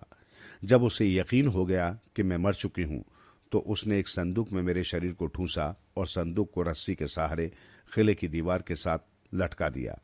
उसके बाद कैसे तुमने संदूक से मुझे निकाला, कैसे मुझे अपने घर लाए और इलाज करवाया, ये सब बातें तुम्हें मालूम ही हैं। तो क्या वो युवक यूसुफ ही था? मैंने पूछा। हाँ, वो यही कमीना था, मेरा प्रेमी, जिस पर मैं दिलो जान लौटाती। और अब ऊंचे मकान वाले बुजुर्ग व्यक्ति जिसने तुम्हारी एक चिट्ठी पर ही हमें इतने धन दे दिया? मैंने पूछा। वो मेरा ही विश्वास अनुचर था, मेरा राजदार और सच्चा स्वामी भक्त। वो मेरे पिता का खजांची है। उसने मुझे गोद खिलाया है। मेरे लिए वो कुछ भी कर सकता है। मैं उसकी सेवाओं को कभी भूल नहीं सकती, सुंदरी ने बताया। मैं जिस शंकाओं के घेरे में घिरा हुआ था, सुंदरी ने मेरी उन दोनों शंकाओं का समाधान कर दिया था। अतः मेरे मुंह से राहत भरी सांस निकल गई। हम दोनों ही कुछ देर चुप रहे। फिर मैंने कहा, अब आगे का क्या कार्यक्रम है? अब तुम अपने घर तो लौट के जा नहीं सकती, फिर क्यों न हम अतिशीघ्र इस नगर को छोड़कर यहां से कहीं दूर किसी दूसरे नगर में चलकर रहें। मैं भी यही सोच रही थी, उसने कहा। अब हमें ये नगर छोड़ देना चाहिए। मैं अपने अपमान का बदला ले चुकी हूं। अगर मेरे पिता को ये सारी कहानी मालूम हो गई तो वे मुझे सूली पर चढ़वा देंगे। इसलिए हमें जल्दी से जल्दी इस नगर से भाग चलना चाहिए। मैंने तुरंत 2 घोड़ों का प्रबंध किया जो उत्तम नस्ल के थे। जब रात आधी हो गई तो सुंदरी मर्दाना वेश धारण कर और 5 हथियार अपने शरीर पर धारण कर एक घोड़े पर सवार हो गई। दूसरे घोड़े पर मैं बैठ गया। हम दोनों एक दिशा में चल पड़े। रात काटने के लिए हम दोनों आपस में बातें करते जाते थे। कभी सुंदरी कहती, मैंने तुम्हारे कारण लज्जा, देश, जायदाद और माता पिता तक को छोड़ दिया। कहीं ऐसा ना हो कि तुम भी उस नमक हराम यूसुफ की तरह बेवफा निकलो।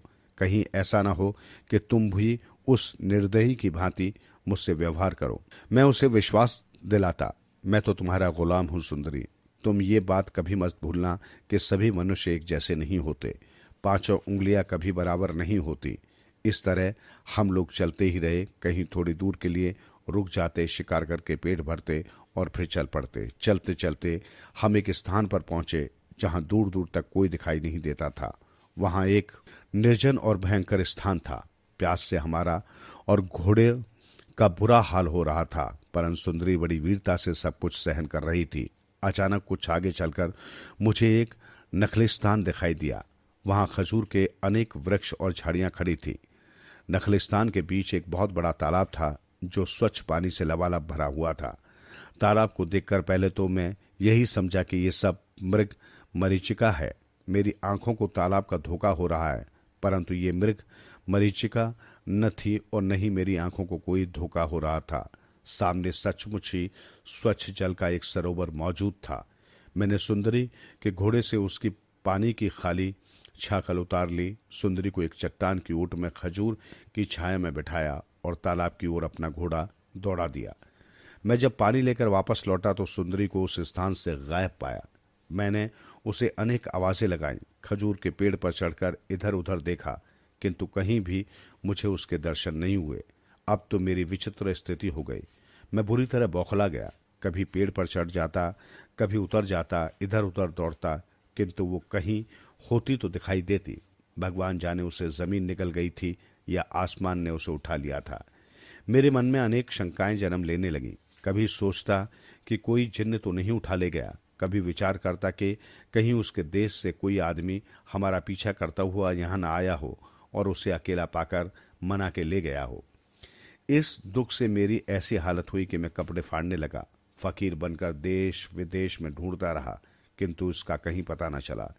एक दिन मुझे एक ऊंचा सा पहाड़ दिखाई दिया। सोचा कि उस पर चढ़कर नीचे कूदकर अपनी जान दे दूं। अब जीवित रहने से कोई फायदा नहीं है। ये विचार आते ही मैं शीघ्रता से पहाड़ पर चढ़ गया। चोटी पर पहुंचकर मैं स्वयं को नीचे गिराने ही वाला था कि पीछे से किसी ने मेरा हाथ पकड़ लिया। मैंने मुड़कर देखा तो पीछे एक देवदूत को खड़े पाया। देवदूत कहने लगा, बेवकूफ, क्यों मरने का विचार करता है? जब तक सांस है तब तक आस है। ईश्वर की दया से निराश न हो। रोम देश में चला जा, वहां तेरी ही तरह संसार के सताए तुझे 3 दरवेश मिलेंगे। उस देश का सुल्तान आजाद बख्त है, उसे भी एक दुख है, वो भी तुम चारों से आकर मिलेगा। उस समय तुम सबकी इच्छाएं पूरी होंगी। मैं उस देवदूत के पैरों में गिर पड़ा और पूछा, ए मेरे मोहसिन, आप कौन हैं? उसने उत्तर दिया, मैं ईश्वर का दूत हूं। मेरा काम है कठिनाइयों में फंसे व्यक्तियों की सहायता करना। ये कहकर वो गायब हो गया। तब से मैं यात्रा कर रहा हूं और यहां आ पहुंचा हूं। ये मेरा सौभाग्य है कि आप सबके यहां दर्शन हुए। ईश्वर करे कि यहाँ का सुल्तान आजाद बख्त भी शीघ्र यहाँ पहुंच जाए और हम सबकी मनोकामनाएं पूरी हों। इतना कहकर पहला दरवेश खामोश हो गया। सुल्तान आजाद बख्त ने एक कोने में छिपे छिपे सारी दास्तान सुनी। अब दूसरे दरवेश की बारी थी। दूसरा दरवेश संभल कर बैठ गया। उसने अपनी दास्तान शुरू की।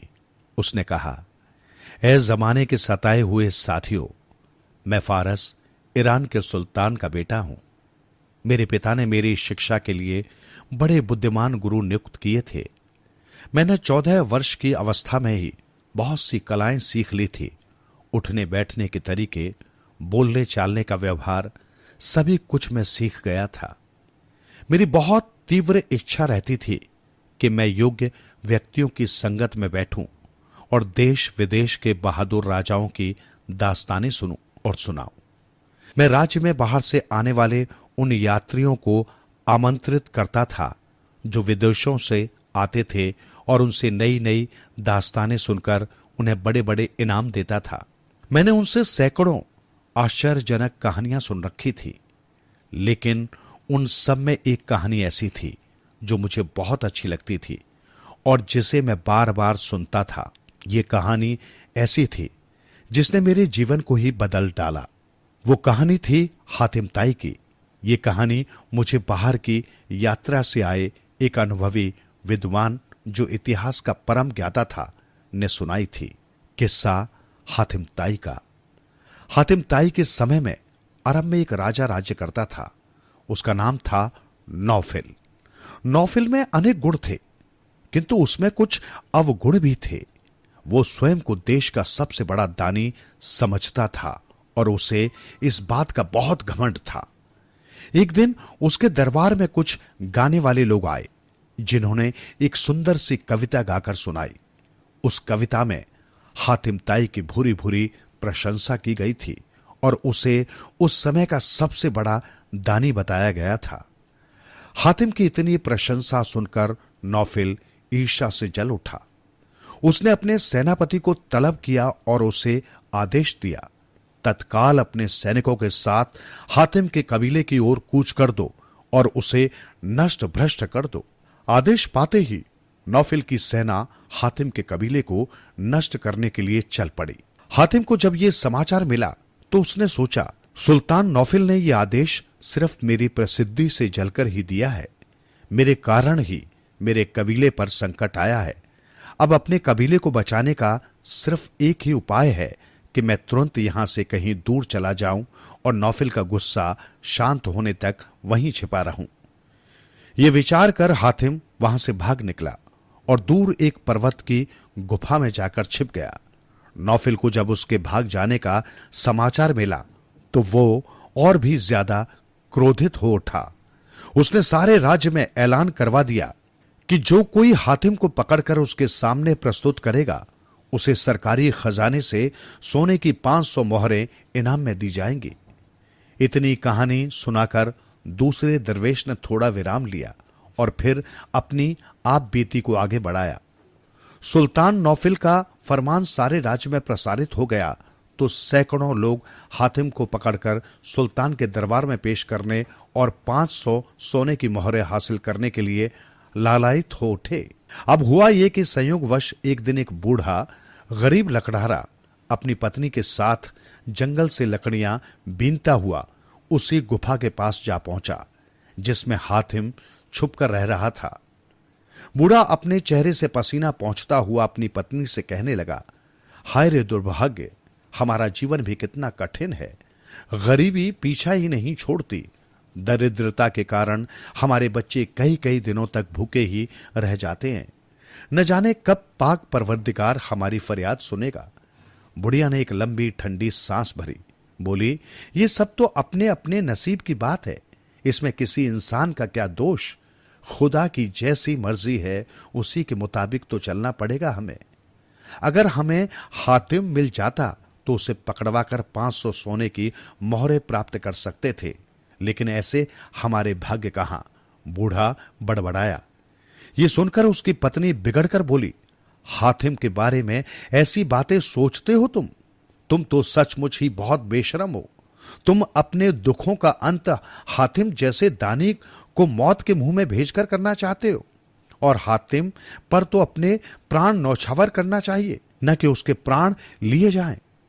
अब आगे से हातिम के लिए ऐसे गंदे शब्द अपने मुंह से न निकालना।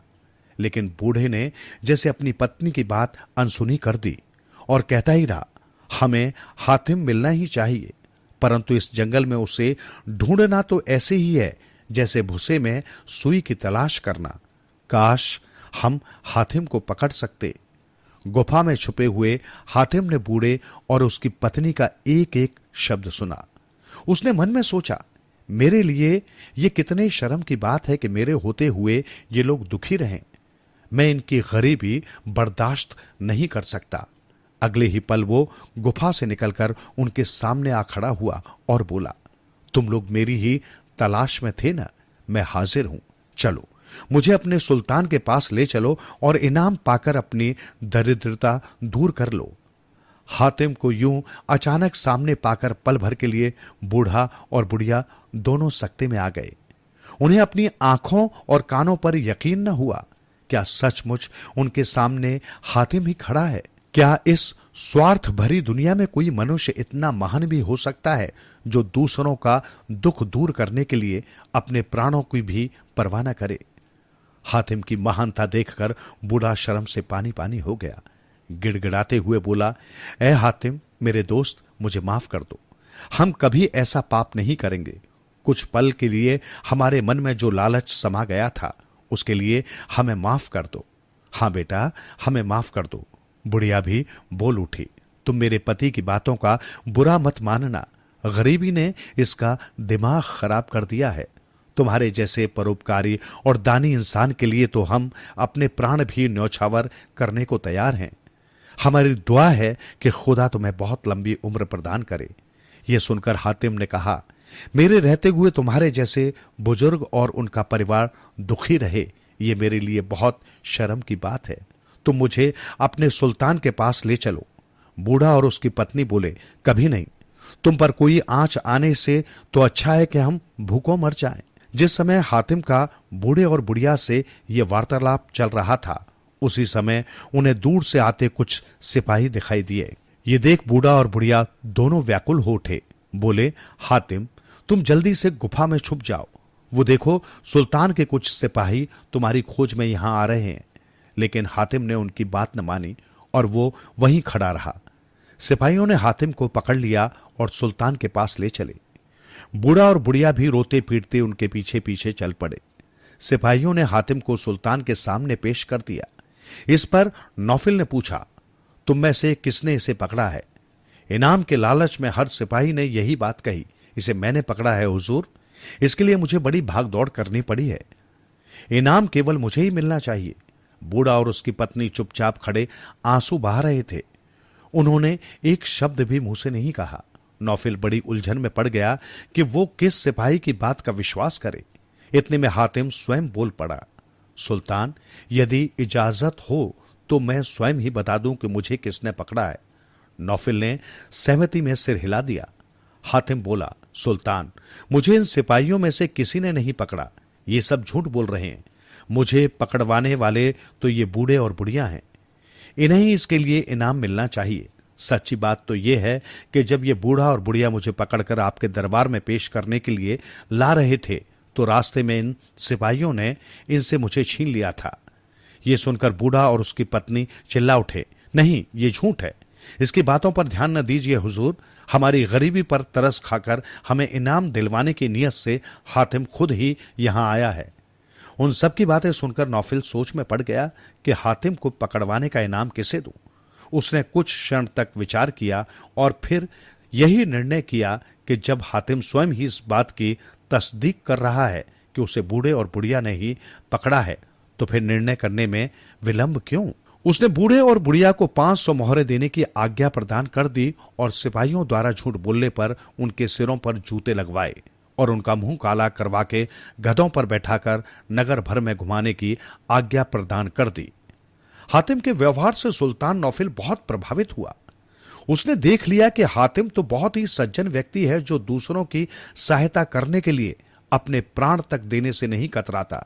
ऐसे व्यक्ति से शत्रुता करना तो यकीनन बहुत बुरी बात है। यह सोचकर उसने हातिम से मित्रता कर ली, उसे अपनी बराबरी का स्थान दिया और उसकी रियासत उसे वापस कर दी। हातिम की यह कहानी सुनाकर दूसरे दरवेश ने आगे कहा, ए दरवेशो, जब मैंने हातिम की उदारता की कहानी सुनी तो मैं बड़ा लज्जित हुआ। मैंने निश्चय किया कि मैं भी हातिम की तरह ही बनकर दिखाऊंगा और दीन दुखियों और जरूरतमंदों की सहायता किया करूंगा। तब मैंने तुरंत एक शिल्पकार को बुलाया और उसे आदेश दिया कि वो एक अति सुंदर भवन का निर्माण करे जिसमें 30 दरवाजे हों। मेरे आदेश पर उस शिल्पकार ने शीघ्र ही एक ऐसा भवन तैयार कर दिया। प्रतिदिन सवेरे में उस भवन में जा बैठता और संध्या तक गरीबों और जरूरतमंदों को अशर्फियां बांटता। जो भी व्यक्ति जिस वस्तु की आवश्यकता बताता उसे तुरंत दिलवा देता। नियम ऐसा था कि जो भी व्यक्ति जिस दरवाजे से उस भवन में प्रवेश करता था उसे 1 सोने की अशर्फी दे दी जाती थी। मैं बहुत खुश था क्योंकि मुझे विश्वास हो गया था कि मैं हातिम से बड़ा दानी बन गया था। इतना धन तो हातिम कभी भी न दे सकता था। मुझे इस बात पर भी घमंड हो गया था कि अब मैं देश का सबसे बड़ा दानी बन गया हूं। एक दिन एक फकीर खैरात लेने के लिए मेरे उस भवन में पहुंचा। उसने एक एक करके 30 द्वारों से भवन में प्रवेश किया और 30 अशरफियां ले ली। इसके बाद वो फिर पहले दरवाजे पर पहुंच गया। ये देखकर मुझे क्रोध आ गया। मैंने कहा, ऐ फकीर, तू बड़ा ही लालची मालूम पड़ता है। तेरा लोभ कम ही नहीं होता। तूने 30 दरवाजों पर आकर 30 अशरफियां तो हासिल कर ली और अब दोबारा से पहले दरवाजे पर आ खड़ा हुआ। पहले इन अशरफियों को खर्च तो कर ले, फिर आकर मांगना। मेरी बात सुनकर वो फकीर नाराज हो गया। उसने सारी अशरफियां जमीन पर फेंक दी और गुस्से में भरकर बोला, ले अपना धन अपने पास रख और फिर कभी उदार बनने का ढोंग मत करना। मैंने बहुत से देशों की यात्राएं की हैं, किंतु बसरे की शहजादी के सिवा किसी को भी उदार नहीं पाया। अब तो मैं बहुत लज्जित हुआ। उससे बार बार क्षमा मांगी और कहा, ए फकीर, मेरी गलती को माफ कर दो। तुम जो चाहो ले जाओ, लेकिन मेरे यहां से खाली हाथ मत जाओ। किंतु वो न माना। बोला, अब तो मैं तेरे सारे धन पर भी नहीं थूकूंगा। मैं जाता हूं, किंतु मेरी बात याद रखना, अपने मन में महान दाता बनने का घमंड कभी मत लाना। ये कहकर वो तेजी से वहां से निकल गया। फकीर तो चला गया था, किंतु मेरे मन पर एक बोझ सा छोड़ गया। मैं सोच में पड़ गया कि आखिर वो फकीर था कौन, वो चाहता क्या था, ये बसरे की शहजादी कौन है, वो मुझसे बड़ी दानी कैसे हो सकती है। फकीर की बातों ने मेरे मन में उस राजकुमारी को देखने की इच्छा आग की तरह भड़का दी थी। कुछ दिनों बाद मेरे पिता का देहांत हो गया और मुझे अपने देश की सत्ता सौंप दी गई। मैं राजगद्दी पर बैठा, किंतु उस शहजादी को देखने की लालसा हृदय में समाप्त नहीं हुई। एक दिन मैंने सारा राजकाज अपने प्रधानमंत्री को सौंपा और बसरा के लिए चल पड़ा। एक लंबी यात्रा करने के बाद मैं बसरा पहुंच गया। बसरा के निवासियों ने मेरा पुरजोर स्वागत किया। वहां जो भी मिलता अपनी हैसियत से बढ़कर मेरा स्वागत करता। उसने मेरी बहुत आवभगत की। मैं 3 दिन तक उसके यहां रुका। चौथे दिन जब मैंने उससे जाने के लिए आज्ञा मांगी तो मुझे भेजने को तैयार न हुआ। बहुत मुश्किल से मैं उससे आज्ञा ले पाया। इस पर उसने कहा, ऐ मेरे मुअज्जिज मेहमान, कहीं जाने की आवश्यकता नहीं है। अब ये मकान और इसमें रखी सारी सामग्री तुम्हारी है। तुम जिस तरह से इसका उपयोग करना चाहते हो करो। मेरी समझ में नहीं आ रहा था कि मैं क्या करूं। जब वो किसी तरह नहीं माना तो उसने मकान को ताला लगाकर चाबी मुझे सौंप दी और वहां से चला गया। उसके जाने के पश्चात एक दूसरा व्यक्ति वहां पहुंच गया और वो बड़ी खुशामद करके मुझे अपने घर ले गया। पहले व्यक्ति की भांति उसने भी अपना मकान और उसमें रखी अपनी सारी सामग्री मुझे दे दी। मैंने उसे बहुत मना किया, किंतु वो भी न माना और बोला, यदि शहजादी को पता चल गया कि मेरे यहां कोई अतिथि आया था और मैंने पूर्ण रूप से उसका स्वागत नहीं किया तो वो बहुत गुस्सा करेंगी। अब तो मेरी उस शहजादी से मिलने की इच्छा और भी तीव्र हो गई। मैंने अपने मेजबान से कहा, भाई मेरा एक काम कर दो, मेरा एक पत्र अपनी शहजादी की सेवा में पहुंचा दो। ये कहकर मैंने शहजादी के नाम एक पत्र लिखा और उसे अपने मेजबान को दे दिया। मेरा मेजबान खुशी खुशी उस पत्र को शहजादी के पास ले गया। मैंने अपने पत्र में लिखा था कि ऐ उदार शहजादी, मैं स्वयं भी अपने देश का राजा हूं। मुझे किसी वस्तु की आवश्यकता नहीं है, किंतु आपकी सज्जनता और उदारता की कहानियां सुन सुनकर मैं आपके दर्शन की अभिलाषा लेकर यहां तक आया हूं। यहां पहुंचकर मैंने जो कुछ भी आपके बारे में अपने देश में सुना, उससे भी कहीं बढ़कर आपको पाया।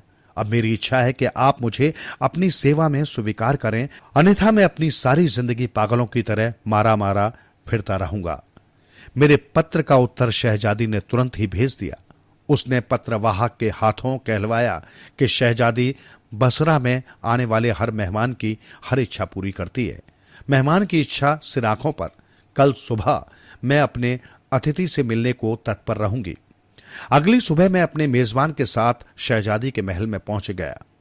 कुछ ही देर बाद महल की कुछ सेविकाएं मेरे पास आईं और मुझे आदर पूर्वक शहजादी के पास ले गई। महल की सुंदरता देखकर मेरी आंखें आश्चर्य से फटी की फटी रह गई। मैं शहजादी के पास पहुंचा। वो सच्चे मोतियों से टके कपड़े पहने हाथी दांत के सिंहासन पर बैठी थी। उसके सिर पर हीरों से जड़ा एक बहुत ही खूबसूरत ताज जगमगा रहा था। उसके चेहरे पर रेशमी कपड़े की एक भीनी सी नकाब थी, जिसमें से उसकी सुंदरता उसी प्रकार छन छन कर आ रही थी जैसे किसी बादल के टुकड़े के पीछे से पूर्णिमा के चांद की चांदनी छन छन कर निकलती है। उसने मुझे मखमल के दीवान पर बैठाया और बोली, स्वागत है मेरे मेहमान का, कहिए क्या सेवा करूं आपकी। मेरी तो जैसे बोलती ही बंद हो गई थी। उसका रूप, उसकी सुंदरता देखकर मेरे होशो हवास जैसे गुम हो गए थे। मैं एक टक उसके चेहरे की ओर देखे जा रहा था। उसकी आवाज भी इतनी मधुर थी जैसे जल तरंग बज उठे हों। थोड़ी देर बाद मैं बोला, ए बसरे की शहजादी, जब से मैंने तुम्हारे नाम के चर्चे सुने, मेरी बड़ी चाहत थी कि तुमसे मिलूं। मैं तुमसे मिलने के लिए बहुत बेताब था। शहजादी के होठों पर एक हल्की सी हंसी खेल गई। वो मधुर स्वर में बोली, अब तो तुमने मुझे देख ही लिया है, मुझे बताओ कि तुमने क्या देखा। जो भी देखा वो उससे कहीं अधिक है जो मैंने कानों से सुना था, मैंने उत्तर दिया। इस बार वो एक जोरदार ठहाका लगाकर हंस पड़ी। उसकी हंसी सुनकर मुझे ऐसा लगा जैसे किसी ने ठहरे हुए पानी में कंकड़ियां फेंक दी हो। मैंने कहा, सुना है तुम हर मेहमान की इच्छा पूरी करती हो। ठीक ही सुना है तुमने। वो बोली, तुम कुछ मांग कर तो देखो। तुम्हें धन चाहिए या मेरे दरबार में कोई सम्मानीय ओहदा? बताओ, तुम जो चाहते हो वही तुम्हें मिल जाएगा। मैंने कहा, है शहजादी, मुझे इनमें से कोई भी चीज नहीं चाहिए, क्योंकि मैं स्वयं फारस देश का सुल्तान हूं। मेरे पास भी धन दौलत की कोई कमी नहीं है। हां, यदि तुम देना ही चाहती हो तो तुम मुझे अपना हाथ दे दो, मुझसे विवाह कर लो, बस यही मेरी इच्छा है। मेरी बात सुनकर शहजादी किंचित गंभीर हो गई। बोली, विवाह तो मैं तुमसे कर लूं, पर क्या तुम मेरे मेहर, वो धन जो इस्लाम की रीति के अनुसार विवाह के समय पति अपनी पत्नी को देता है, की रकम अदा कर सकोगे? क्यों नहीं कर सकूंगा, मैंने तुरंत कहा। तुम मांग कर तो देखो, मैं अपने देश का सारा खजाना तुम्हारे कदमों में लाकर डाल दूंगा। मुझे खजाने की जरूरत नहीं है, उसने कहा। खजाना तो मेरे पास भी बहुत है, मेरा सारा कोषागार मुंह तक भरा हुआ है। तब फिर तुम्हें क्या चाहिए? मैंने हैरत से उसके चेहरे की ओर देखते हुए पूछा। वो बोली, मेरे दरबार में अनेक लोग विदेशों की यात्रा करके आते रहते हैं। वे अपनी यात्राओं के अनुभव मुझे सुनाते रहते हैं। आजकल एक ऐसा ही यात्री मेरे यहां आया हुआ है। अपनी विदेश यात्रा के दौरान उसने एक विचित्र घटना देखी थी। वो उसका रहस्य नहीं समझ सका। तुम यदि उसकी उस यात्रा का रहस्य मालूम कर मुझे बता सको तो मैं तुम्हारे साथ विवाह कर लूंगी। यही मेरा मेहर होगा। उसकी बात सुनकर पल भर के लिए मैं चकरा सा गया। फिर बोला, मैं तैयार हूं। तुम उस यात्री को बुलाओ और उससे कहो कि वो उस घटना को एक बार मेरे सामने दोहराए। तब शहजादी ने उस यात्री को बुलवाया और उससे कहा, तुम उस घटना को एक बार फिर से मेरे मेहमान को सुनाओ। मेरे आग्रह पर उस यात्री ने कहा, ए शहजादी के आदरणीय मेहमान, शहजादी साहिबा ने आपको बताया ही होगा कि मैं एक पर्यटक हूं और देश विदेशों की यात्राएं करता हूं। इस बार यात्रा के दौरान मैं एक ऐसे देश में पहुंच गया जिसका नाम नीमरोज है। वहां मैंने एक विचित्र दृश्य देखा। मैंने देखा कि सभी नगरवासी काले कपड़े पहने, सिर झुकाए एक मैदान की ओर चले आ रहे हैं। उनमें से कुछ रो रहे थे और कुछ अपने बालों को नोच रहे थे। मैदान की ओर जाने वाले उन लोगों में स्त्री, पुरुष और बालक सभी थे। मैदान में पहुंचकर वे सब किसी भयंकर घटना का इंतजार करने लगे। इतने में रेगिस्तान की ओर से 16-17 वर्ष का एक नवयुवक एक कद्दावर सांड पर सवार होकर आता दिखाई दिया। उसके पीछे एक खूबसूरत सा गुलाम हाथों में कुछ थामे हुए था। उस नवयुवक का चेहरा क्रोध से लाल हो रहा था और वो सांड जिस पर वो सवारी कर रहा था उसके मुंह से भी झाग निकल रहे थे। युवक के हाथ में एक नंगी तलवार थी। नगरवासियों के समीप पहुंचकर वो युवक सांड की पीठ से नीचे उतरा और लोगों के बीच से गुजरने लगा। उसके पीछे चलता हुआ गुलाम अपने हाथों में थमी वस्तु को सबको दिखाता हुआ चल रहा था। जो भी उस वस्तु को देखता वो फूट फूट कर रोने लगता था। अचानक युवक रुका। उसने मुड़कर अपना रुख पीछे चलते गुलाम की ओर किया और तलवार के एक ही प्रहार से उस गुलाम की गर्दन उड़ा दी।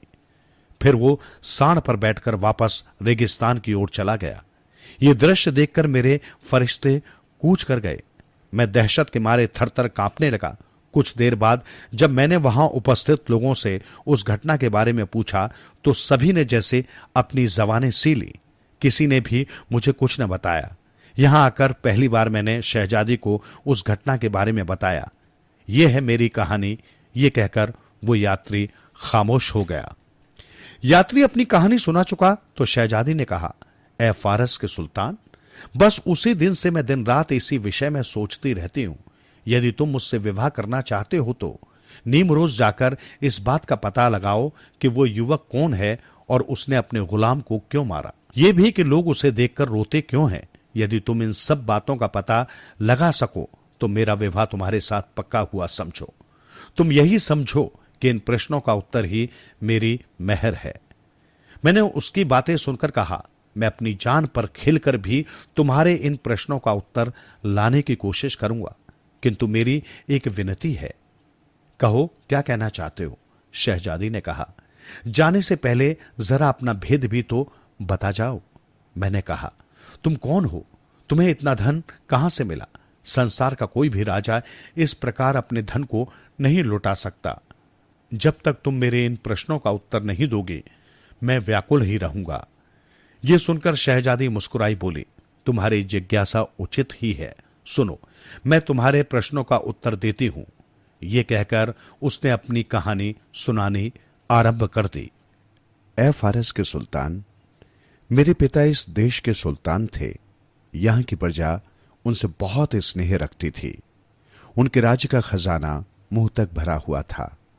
हम 7 बहनें थी और सातों इतनी सुंदर जैसे रात में आकाश पर चमकते हुए सितारे। एक दिन मेरे पिता ने अपनी 7 बेटियों को अपने पास बुलाया और उनसे कहा, ऐ मेरी प्यारी बेटियों, मैं तुमसे आज एक प्रश्न पूछना चाहता हूं। अवश्य पूछिए पिताजी, सातों ने संवेद स्वर में कहा। मेरे पिता ने कहा, ऐ मेरी बेटियों, आज मुझे ये बताओ कि तुम सब ये जो ऐश्वर्यशाली जीवन व्यतीत कर रहे हो वो सब किसके कारण है? क्या इस कारण नहीं कि तुम्हारा पिता एक राजा है? ये सब आपके कारण है अब्बा हुजूर। हम सब जो इतने सुख और ऐश्वर्य में रह रही है वो सब आपके पुण्य प्रताप से ही तो है। मेरी 6 बहनों ने कहा, लेकिन मैं खामोश रही। तब मेरे पिता ने मुझसे पूछा, तुम चुप क्यों हो बेटी? क्या तुम्हें अपनी बहनों की राय से इत्तेफाक नहीं? इस पर मैंने कहा, अब्बा हुजूर, मैं जो कहूं कहूंगी वो शायद आपको अच्छा नहीं लगेगा, लेकिन सच यही है कि संसार का हर कार्य खुदा की इच्छा से ही चलता है। वही मारने वाला है और वही जिलाने वाला, वही सर्वोपरि है। इंसान तो मात्र खिलौना है उसके हाथों का। मेरे पिता को सचमुच मेरी बात अच्छी नहीं लगी। उनका चेहरा गुस्से से लाल हो उठा। उन्होंने कांपते स्वर में कहा, ऐ मेरी नाशुक्र बेटी, अब मैं तुझे बताऊंगा कि तेरे सुख और ऐश्वर्य का कारण मैं हूं, सिर्फ मैं, तेरा वो तथाकथित खुदा नहीं। उसी दिन मेरे पिता ने मुझे राज्य से बाहर निकालने का आदेश जारी कर दिया। पिता के आदेश पर मुझसे सारे राजसीय वस्त्र छीन लिए गए और भिखारियों जैसी दीनहीन अवस्था में मुझे शहर बदर कर एक सुनसान जंगल में छोड़ दिया गया। वो एक घना और भयंकर जंगल था। चारों ओर जंगली जानवर दहाड़ते फिर रहे थे। जब रात हुई और अंधेरा फैलने लगा तो मैं दहशत के मारे एक पेड़ पर चढ़ गई। मैं दिन भर की भूखी प्यासी थी। जैसे तैसे रात कटी और सवेरा हुआ तो मैं पेड़ से उतरी और भोजन की तलाश में इधर उधर भटकने लगी। संयोगवश मुझे कुछ जंगली फल मिल गए जिन्हें खाकर मैंने अपनी भूख मिटाई। मैं सोचने लगी कि इस बियाबान जंगल से कैसे निकलूं, कहां जाऊं, क्या करूं। ऐसे में सिवा खुदा के और कोई मेरा सहारा ना था।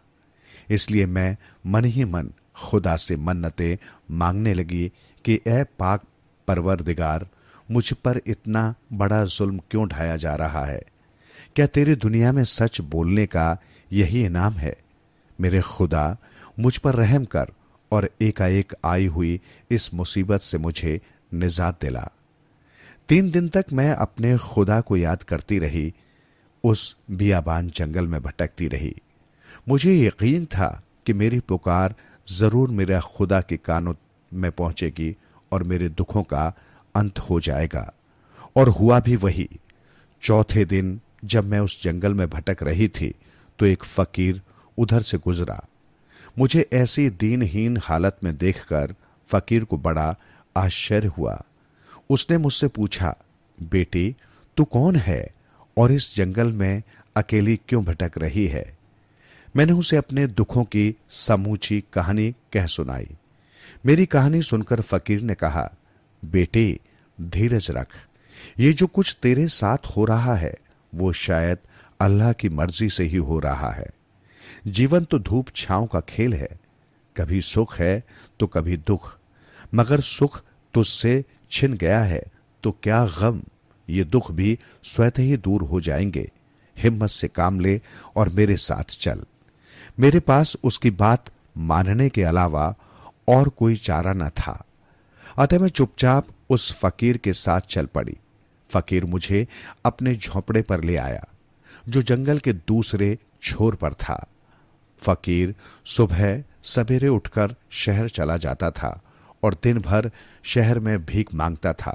शाम को वो झोंपड़े में लौटता और जो कुछ भीख मिली होती उसे मेरे हवाले कर देता। हम दोनों मिल बांट कर उसे खा लेते थे।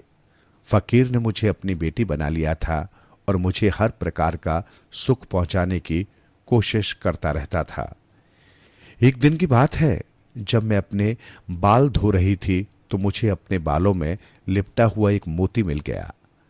वो मोती शायद उन सेविकाओं की नजर से छूट गया था जब वे शाही वस्त्र मेरे शरीर से उतार रही थी।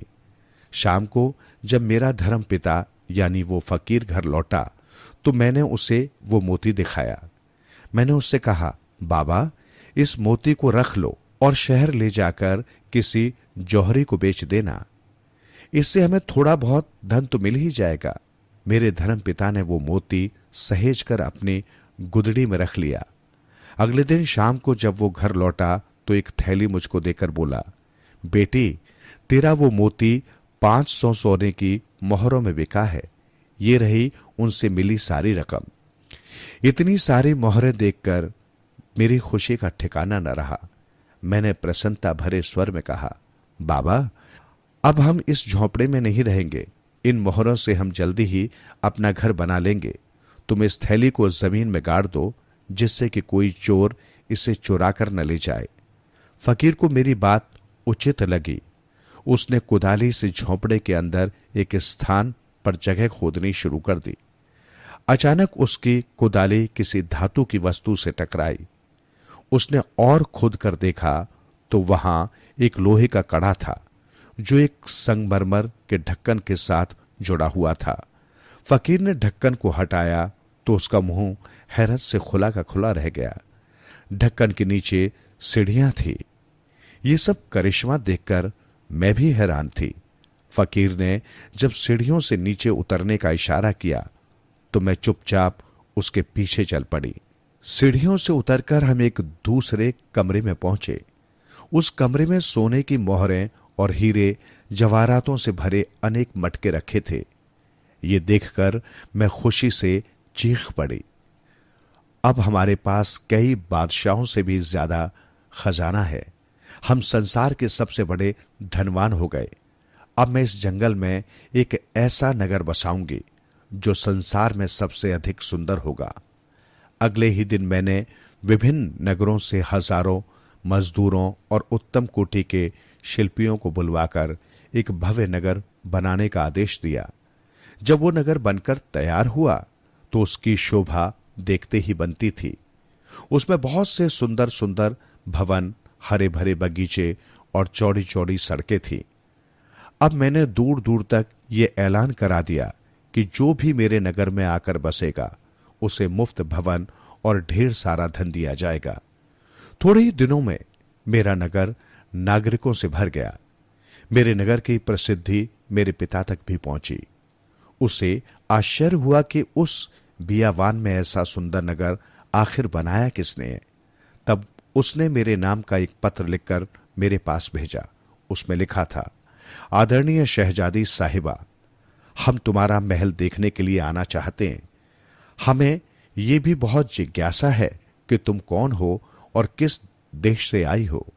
कृपया हमें सूचित करो ताकि हम तुम्हारा और तुम्हारे महल का दीदार कर सकें। मैंने तुरंत संदेशवाहक के हाथों उत्तर लिख भेजा, आपका स्वागत है महामहिम, मैं हमेशा आपके स्वागत के लिए हाजिर रहूंगी। और फिर एक दिन मेरे पिता मुझसे मिलने के लिए आ पहुंचे। मैंने उनका गर्मजोशी के साथ स्वागत किया और एक ऊंचे आसन पर उन्हें बैठाया। मेरी सेविकाएं उनकी खातिरदारी में जुट गईं। मैंने उस समय अपने चेहरे पर एक महीन सी नकाब डाली थी, जिस कारण वे मुझे पहचान नहीं पाए। मेरे महल को देखकर वे अत्यंत विस्मित थे, क्योंकि इससे पूर्व उन्होंने इससे ज्यादा सुंदर और कोई महल नहीं देखा था। वे मेरे बारे में जानने को भी बहुत उत्सुक मालूम होते थे। आखिर में उन्होंने पूछ ही लिया, ऐ शहजादी, तुम्हारे पास तो अकूत धन है, क्या तुम्हारे पिता विरासत में इतना धन छोड़ गए थे? आपका अंदाजा सही नहीं है महामहिम, मैं बोली। अपने पिता से तो मुझे एक फूटी कौड़ी भी नहीं मिली थी, तब फिर इतना धन तुम्हारे पास कहां से आया? ये सब मुझे अपने नसीब से हासिल हुआ, मैंने उत्तर दिया। मेरे पिता मेरे इस उत्तर से संतुष्ट नहीं हुए। बोले, मुझे नसीब जैसी किसी बात पर यकीन नहीं है। जरूर तुम मुझसे हकीकत छुपा रही हो। मैं बिल्कुल सच कह रही हूं महामहिम, यकीन न हो तो अपनी आंखों से देख लीजिए। ये कहकर मैंने अपने चेहरे से नकाब हटा दी। मेरे चेहरे पर नजर पड़ते ही मेरे पिता खुशी से चिल्ला उठे, बेटी बेटी, क्या सचमुच मैं तुम ही हो? हां पिताजी, मैं ही हूं, आपकी अभागिन बेटी, जिसे आपने दीनहीन हालत में घर से निकलवा दिया था। मैंने कहा, देख लीजिए अपने नसीब से क्या बन गई। मेरे पिता ने गदगद होकर मुझे अपनी छाती से लगा लिया। मेरी आंखों से भी खुशी के आंसू बहने लगे। पिताजी बार बार शर्मिंदगी भरे स्वर में अपने किए की माफी मांग रहे थे और बार बार मुझसे अपने शहर वापस लौटने के लिए आग्रह कर रहे थे। मैं उनके साथ तो न गई, अलबत्ता अपनी बहनों और अन्य सखी सहेलियों को अपने पास ही बुला लिया। पिताजी कभी मेरे पास रहते तो कभी अपने नगर में। इस प्रकार मेरे दिन हंसी खुशी में बीतने लगे। अंत में वो समय भी आ पहुंचा जो सबके जीवन में आता है। एक दिन मेरे पिता इस संसार से चल बसे। उनके बाद उनके राज्य की बागडोर मैंने संभाल ली और राज्य का संचालन करने लगी। इस बीच ये यात्री यहां आ पहुंचा। मैंने इसके मुंह से नीमरोज वाली कहानी सुनी तो मैं उसका रहस्य जानने को व्याकुल हो उठी। मैंने निश्चय कर लिया कि अब मैं उसी व्यक्ति से विवाह करूंगी जो मुझे नीमरोज का रहस्य मालूम करके बताएगा। ये कहकर शहजादी खामोश हो गई। शहजादी जब अपनी कहानी सुना चुकी तो मैंने उससे कहा, ऐ शहजादी, मैं तुम पर दिलो जान से फिदा हूं। तुम्हारे बिना अब मैं जी नहीं सकता। मैं प्रतिज्ञा करता हूं कि नीमरोज जाकर उस रहस्य को मालूम करके ही दम लूंगा, और यदि इस प्रयास में मैं सफल नहीं हुआ तो अपनी जान दे दूंगा। शहजादी मेरी बात सुनकर खुश हो गई। मैंने उससे विदा ली और उसी दिन नीमरोज के लिए चल पड़ा। लगभग 1 वर्ष की यात्रा तय करने और अनेक कठिनाइयों को झेलकर अंततः मैं नीमरोज पहुंच ही गया। वहां मैंने सभी नगरवासियों को शोक वस्त्र धारण किए हुए देखा। महीने का पहला दिन आया तो अमीर, गरीब, बालक और वृद्ध सब नर नारी एक मैदान में इकट्ठे हो गए। मैं भी एक ओर खड़ा होकर देखने लगा कि देखें अब क्या होने वाला है। इतने में एक सुंदर युवक सांड पर बैठकर रेगिस्तान की ओर से आया। उसके पीछे पीछे एक गुलाम भी अपने हाथों में कुछ थामे वहां पहुंचा।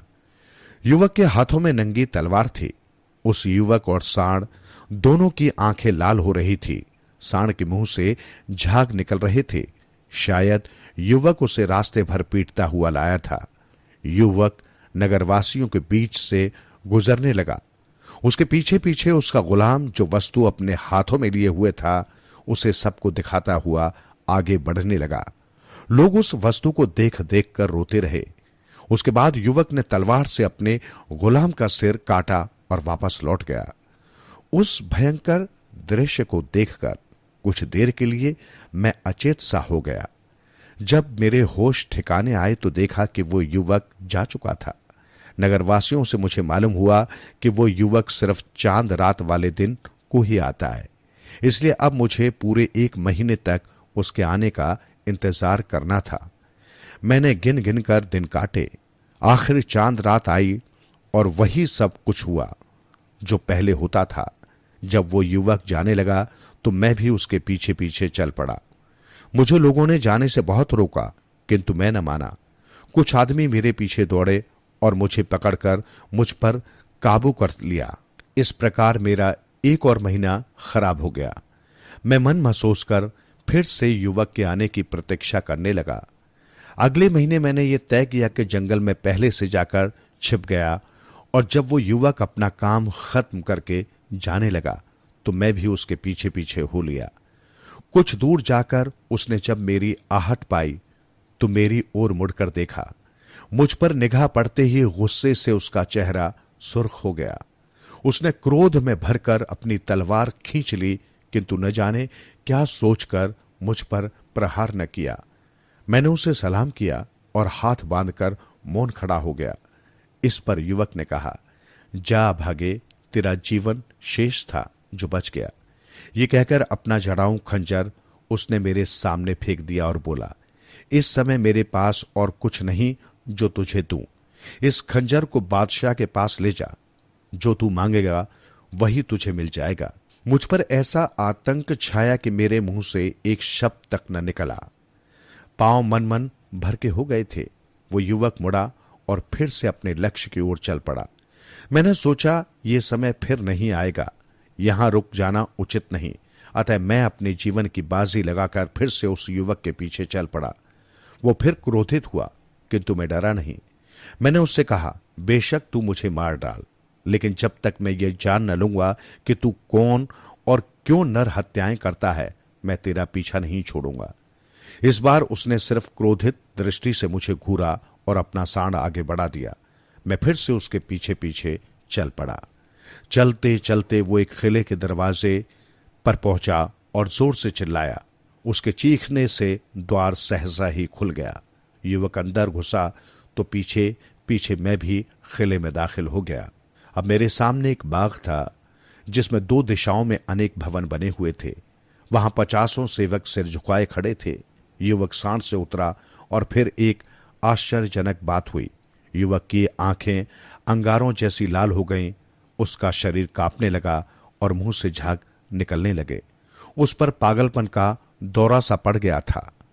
उसकी ऐसी हालत देखकर वहां खड़े उसके सेवक डरकर भवनों में जा छुपे। मैं भी भागकर एक भवन में छुप गया। युवक ने पहले तो डंडे से सांड की खूब पिटाई की, फिर उसे चूमने लगा। अब उसके सेवक बाहर निकल आए। युवक का पागलपन का दौरा समाप्त हो चुका था। फिर उसके सेवकों ने एक कीमती कालीन बिछाया जिस पर वो युवक बैठ गया। उसने अपने सेवकों से कहा, आज मेरे पीछे पीछे एक अजनबी भी यहां आया है, जाओ उसे यहां लेकर आओ। कुछ ही क्षण बाद मैं उसके सामने मौजूद था। युवक ने मुझे बैठने का संकेत किया और बोला, अरे मूर्ख नौजवान, तू क्यों अपनी जान के पीछे पड़ा है? तेरी ऐसी क्या विवशता है जो अपनी जान की परवाह किए बिना मेरे पीछे पीछे इस मनहूस किले में चला आया है? मैं उसकी बात का कोई उत्तर देता इससे पहले ही सेवक भोजन की थालियां सजा लाया। युवक ने मुझे भोजन के लिए आमंत्रित किया और बोला, अब बता किस लिए यहां आया है? मैंने उससे बसरे की शहजादी की कहानी कह सुनाई। फिर उससे कहा, मैं अपनी सारी दास्तान तुम्हें सुना चुका हूं, अब तुम भी मुझे अपनी कहानी सुना दो, और हर चांद रात को तुम जो कुछ करते हो उसका रहस्य मुझे बता दो, जिससे मैं लौटकर बसरे की शहजादी के साथ विवाह कर सकूं। ऐ नौजवान, मैं ईश्वर की सौगंध खाकर कहता हूं कि अब मैं शहजादी के बिना जी नहीं सकता। मेरा इतना कहना था कि अचानक वो जोर से चिल्ला उठा और बेहोश होकर गिर पड़ा। मैं समझ गया कि उस पर फिर पागलपन का दौरा पड़ गया है, लेकिन उसका दौरा ज्यादा देर तक न रहा। कुछ ही देर बाद वो अपने होश में आ गया। उसने एक ठंडी सी सांस भरी और बोला, ऐ अजनबी, तुम मेरी कहानी जानने के लिए बहुत बेचैन हो तो सुनो, मैं तुम्हें अपनी दास्तान सुनाता हूं। ये कहकर वो संभल कर बैठ गया और अपनी दास्तान शुरू की। मेरे अजनबी मेहमान, मैं इस नीमरोज शहर के सुल्तान का इकलौता बेटा हूं। जब मेरा जन्म हुआ तो मेरे पिता ने ज्योतिषियों और नजूमियों को बुलाकर मेरा भविष्य पूछा। गणित लगाकर सबने यही बताया कि इस शहजादे का जन्म बहुत ही शुभ मुहूर्त में हुआ है। ये बालक बड़ा होकर सिकंदर जैसा शौर्यवान, नशेरेवान आदिल जैसा न्याय पसंद, हातिमताई जैसा दानी और रुस्तम जैसा बलवान बनेगा। परंतु क्या? मेरे पिता ने पूछा। आगे भी तो बताओ। इस पर ज्योतिषों ने बताया, परंतु हुजूर, इसे 14 वर्ष तक सूर्य को नहीं देखना चाहिए, नहीं तो ये सनकी बन जाएगा और बेगुनाह प्रजा का खून बहाने लगेगा। आप ऐसी कोई व्यवस्था कराइए कि ये 14 वर्ष तक आकाश की ओर तो क्या, चंद्रमा की ओर भी न देख सके। ज्योतिषियों की बात सुनकर मेरे पिता घबरा गए। उन्होंने मेरे लिए जमीन के नीचे एक ऐसा भवन बनवा दिया ताकि मैं सूर्य को न देख सकूं। मेरे पिता ने बड़े बड़े विद्वानों को बुलाकर मुझे शिक्षा दिलवाई और मुझे वे सारी विद्याएं सिखाई जो कि किसी शहजादे को दी जाती हैं। उन्होंने मुझे विज्ञान, कला, घुड़सवारी, तलवारबाजी में पारंगत कराया और विदेश की अनेक भाषाओं का ज्ञान भी कराया। इस प्रकार 10 बरस बीत गए। मैंने इन 10 वर्षों में एक बार भी सूरज की किरण नहीं देखी थी। एक दिन मैं अपने कमरे में बैठा दीपक जलाकर उसकी रोशनी में अपना सबक याद कर रहा था कि अचानक मैं चौंक पड़ा। सफेद रोशनी की एक किरण न जाने कैसे मेरे कमरे में आ गई थी। मैं उस किरण को देखकर बहुत हैरान हुआ, क्योंकि इससे पहले मैंने कोई ऐसी प्रकाश किरण नहीं देखी थी। मैं बहुत देर तक उस प्रकाश किरण को देखता रहा। फिर मैंने देखा कि वो प्रकाश किरण एक बहुत ही खूबसूरत परी में तब्दील हो गई। उसे देखकर मेरा आश्चर्य और भी बढ़ गया। इतने में वो परी अपनी सुरीली आवाज में बोल उठी, तुम मुझे देखकर इतने चौंक क्यों गए? मैंने उससे पूछा, तुम कौन हो और प्रकाश किरण के इस रूप में कैसे बदल गई? वो मुस्कुराई और बोली, मैं जिन्नों के बादशाह की बेटी हूं। मैं यहां कई दिनों से आकर तुम्हें देख रही थी, पर मैंने तो तुम्हें पहली बार ही देखा है। मैं बोला। इस पर वो ठहाका लगाकर हंस पड़ी। बोली, हम जिन जब भी चाहे दूसरों की निगाहों से ओझल हो सकते हैं। मैं घंटों यहां बैठकर तुम्हें देखती रही हूं, आज तुम्हारे सामने प्रकट हो गई हूं। उसे देखकर मुझे न जाने क्या हो गया। मैं उसके रूप लावण्य में जैसे खो सा गया था। मेरी जबान गूंगी हो गई थी। मैं एकटक उसके चेहरे की ओर ताके जा रहा था। मेरी दशा पर जैसे आनंदित होती हुई वो मुस्कुराई और बोली, मैं तुम पर मोहित हो गई हूं शहजादे। जी चाहता है कि सदैव तुम्हारे पास ही रहूं, पर क्या करूं, मेरी विवशता है। मैं यहां ज्यादा देर तक ठहर नहीं सकती, मुझे जाना ही होगा। लेकिन जाने से पहले एक वादा तुझसे करती हूं कि मैं फिर आऊंगी, बस तुम मुझे भूलना नहीं। और फिर वो गायब हो गई। मैं देखता ही रह गया। उसके जाने के बाद मुझ में एक भयंकर परिवर्तन शुरू हुआ। मैंने पढ़ाई लिखाई और खाना पीना सब त्याग दिया और पागलपन में अपने बाल नोचने, कपड़े फाड़ने और जंगल की ओर भागने लगा। मेरी ऐसी दशा देखकर मेरे पिता घबरा गए। उन्होंने वैद्य, हकीम और ओझाओं को बुलवाया। उन्होंने अच्छी तरह मेरा निरीक्षण किया और फिर निराशा भरे स्वर में बोले, हुजूर आला, शहजादे का रोग हमारी समझ से बाहर है, हम इसका इलाज नहीं कर सकते, अब आप इसे खुदा के रहमो करम पर छोड़ दीजिए। ये सुनकर मेरे माता पिता दुख के सागर में डूब गए। मेरे पागलपन के दौरे बढ़ते ही जा रहे थे। तभी एक दिन एक व्यापारी मेरे पिता के दरबार में आया। उसने बताया, हिंदुस्तान में एक नदी के बीचों बीच एक पहाड़ी है, वहां एक जटाधारी सन्यासी ने महादेव का मंदिर बनवाया हुआ है। वो सन्यासी उसी मंदिर में रहता है। उसका नियम है कि सिर्फ शिवरात्रि के दिन वो बाहर आता है और अपने मंत्रों से दीन दुखी लोगों के दुख दूर करता है। हजारों रोगी उसके उपचार से अब तक ठीक हो चुके हैं। व्यापारी ने मेरे पिता को सुझाव दिया कि यदि शहजादे को वहां भेज दिया जाए तो ये ठीक हो सकता है। व्यापारी की बात मानकर मेरे पिता ने मुझे हिंदुस्तान भेजने की व्यवस्था कर दी। एक लंबी यात्रा के बाद हम हिंदुस्तान पहुंच गए। सौभाग्य की बात है कि उस दिन शिवरात्रि का ही दिन था। सन्यासी के हजारों भक्त वहां पहुंचे हुए थे। सन्यासी लोगों की तकलीफें सुनकर उनका उपचार कर रहा था। वो मंत्र पढ़ते हुए पीपल के पत्ते पर कुछ लिखकर रोगी को देता था। रोगी उसे लेकर चला जाता था। सब लोग एक कतार बनाकर उसके पास पहुंच रहे थे। मेरी बारी जब आई तो सन्यासी ने बहुत गौर से मेरे चेहरे का निरीक्षण किया और कहा, बेटा, तेरा रोग बहुत भयंकर है, तुझे 40 दिन तक मेरे पास ही रहना पड़ेगा, तभी तेरा उपचार कर पाऊंगा। मैं तो गया ही इलाज के लिए था, लिहाजा मैंने उसकी बात मंजूर कर ली और उसकी कुटिया में ही रहकर उसकी सेवा करने लगा। 40 दिन तक वो मेरा इलाज करता रहा। सन्यासी की दवाओं से मेरे शरीर में शक्ति तो जरूर आई थी, किंतु मेरी मानसिक अवस्था में कोई सुधार नहीं हुआ था। मेरी समझ में नहीं आ रहा था कि ऐसी हालत में मैं क्या करूं। एक दिन सन्यासी किसी काम से बाहर गया। मैं कुटिया में अकेला ही था। तभी मेरी निगाह कुटिया में रखी एक किताब पर पड़ी। मैंने वो किताब उठा ली और उसे पढ़ने लगा। उस किताब में संसार के सब शारीरिक और मानसिक रोगों को दूर करने की विधियां लिखी हुई थी। बहुत ही उपयोगी किताब थी वो।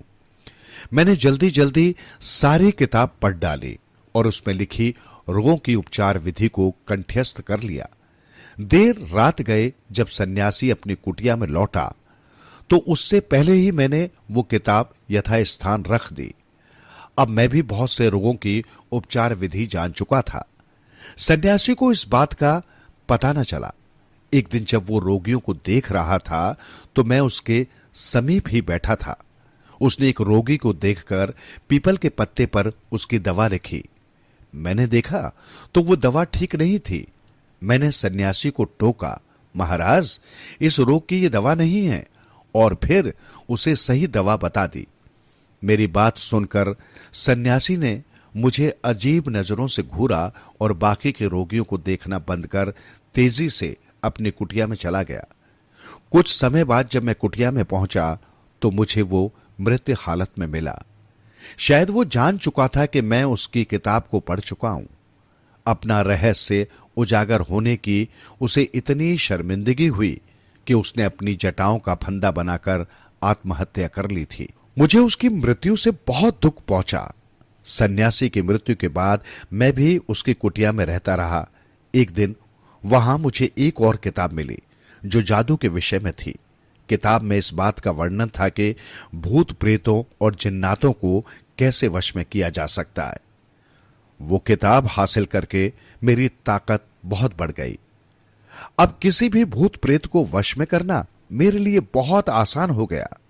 मैंने वो किताब ले ली और अपने आदमियों के साथ अपने वतन लौट आया। अब मैं पूरी तरह से स्वस्थ हो चुका था। मेरे पिता ये सब जानकर बहुत खुश हुए। अपने पिता से आग्रह करके अब मैं उसी भवन के तहखाने में रहने लगा और तंत्र मंत्र का प्रयोग करने लगा। 40वें दिन जोर की आंधी आई। आंधी इतनी भयंकर थी कि अनेक वृक्ष उखड़ गए, धरती दहलने लगी और नगर भर में अंधेरा छा गया। अचानक आंधी थम गई। मैंने देखा कि हवा में उड़ता हुआ एक तख्त मेरे कमरे में दाखिल हुआ। उस पर राजसी वस्त्रों में सुसज्जित एक रौबदार आदमी बैठा था। वो तख्त जब जमीन पर व्यवस्थित हो गया तो उस व्यक्ति ने कहा, मैं जिन्नों का राजा हूं, मुझे बताओ कि मंत्रों के द्वारा तुमने मुझे यहां क्यों बुलाया है। मैंने झुककर उसे सलाम किया और बोला, ऐ जिन्नों के राजा, तुम्हें कष्ट देने के लिए मैं तुमसे क्षमा चाहता हूं। बात यह है कि एक बार तुम्हारी बेटी मेरे पास आई थी। उसने मुझे वचन दिया था कि वो एक बार फिर आएगी, लेकिन वो दोबारा फिर नहीं आई। मुझे पहली नजर में उससे प्रेम हो गया था। अब हालत यह है कि मैं दिन रात उसके वियोग में तड़पता रहता हूं। मुझे अनेक प्रकार के मानसिक और शारीरिक रोग लग गए हैं। यदि तुम उसके साथ मेरा विवाह करा दो तो मैं सब रोगों से मुक्ति पा जाऊंगा। मेरी बात सुनकर जिन्नों का राजा गंभीर हो गया। कुछ पल सोचने के बाद उसने कहा, ऐ युवक, तेरा आग्रह उचित नहीं है। तू नहीं जानता कि हम जिन्नात आग से बने हैं और तुम मानव लोग मिट्टी से। भला कहीं आग और मिट्टी का भी मेल होता है? पर तेरा यह भी कहना है कि मेरी बेटी तुझसे मिलने का वादा कर गई है। हम जिन्नात वादे के बड़े पक्के होते हैं और अपना वादा हर हालत में निभाते हैं। मेरी बेटी भी शायद तुझसे प्रेम करती है, तभी तो फिर से मिलने का वादा कर गई है। तुम्हारी बेटी भी यकीनन मुझे पसंद करती है। मैं जल्दी से बोला। मैंने उसकी आंखों में अपने प्रति प्रेम भाव स्पष्ट देखा था। यदि ऐसी ही बात है तो मुझे तेरा आग्रह मंजूर है। मैं अपनी बेटी का विवाह तेरे साथ कर दूंगा, परंतु मेरी एक शर्त है। कौन सी शर्त? शर्त यह है कि तू उसके चेहरे से नकाब कभी नहीं हटाएगा। जिन्नों के राजा ने कहा, यदि तूने कभी ऐसी भूल की तो इस किताब से हाथ धो बैठेगा, जिसके कारण हम सब आज तेरे आज्ञाकारी हैं। मैंने नकाब न उठाने का वचन दे दिया। जिन्नों का राजा गायब हो गया। फिर कुछ पल बीते थे कि एक बार फिर से जोर की आंधी आई और वो सुंदर परी एक तख्त पर बैठकर आती दिखाई पड़ी। मेरे निकट पहुंचकर वो तख्त से उतरी और मुस्कुराकर बोली, ऐ खूबसूरत शहजादे, ले मैं अपना वादा निभाने के लिए आ गई हूं। हम घंटों तक बैठे प्रेम प्यार की बातें करते रहे। फिर उसने विषय बदलकर कहा, शहजादे, मेरे पिता की चेतावनी तुम्हें याद है ना? हमारा तुम्हारा मिलन सिर्फ इस किताब के कारण ही संभव हो पाया है। इसकी हर संभव तरीके से रक्षा करना। अगर ये खो गई तो हम दोनों ही मुसीबत में पड़ जाएंगे। मैंने उसे विश्वास दिलाया कि मैं अपनी जान से भी बढ़कर इस किताब की रक्षा करूंगा, परंतु एक दिन मुझसे चूक हो ही गई और वो चूक मेरे लिए बहुत महंगी साबित हुई। मैं अपनी प्रेमिका से बातें करने में ऐसा खोया कि मुझे जिन्नों के राजा की चेतावनी याद न रही। मैंने उसके चेहरे से नकाब उलट दिया ताकि उसके चांद से मुखड़े को जी भरकर देख सकूं।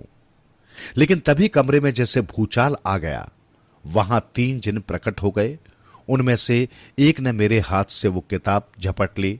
मैं किताब लेने के लिए उसकी तरफ लपका तो उसने किताब दूसरे जिन्न को पकड़ा दी।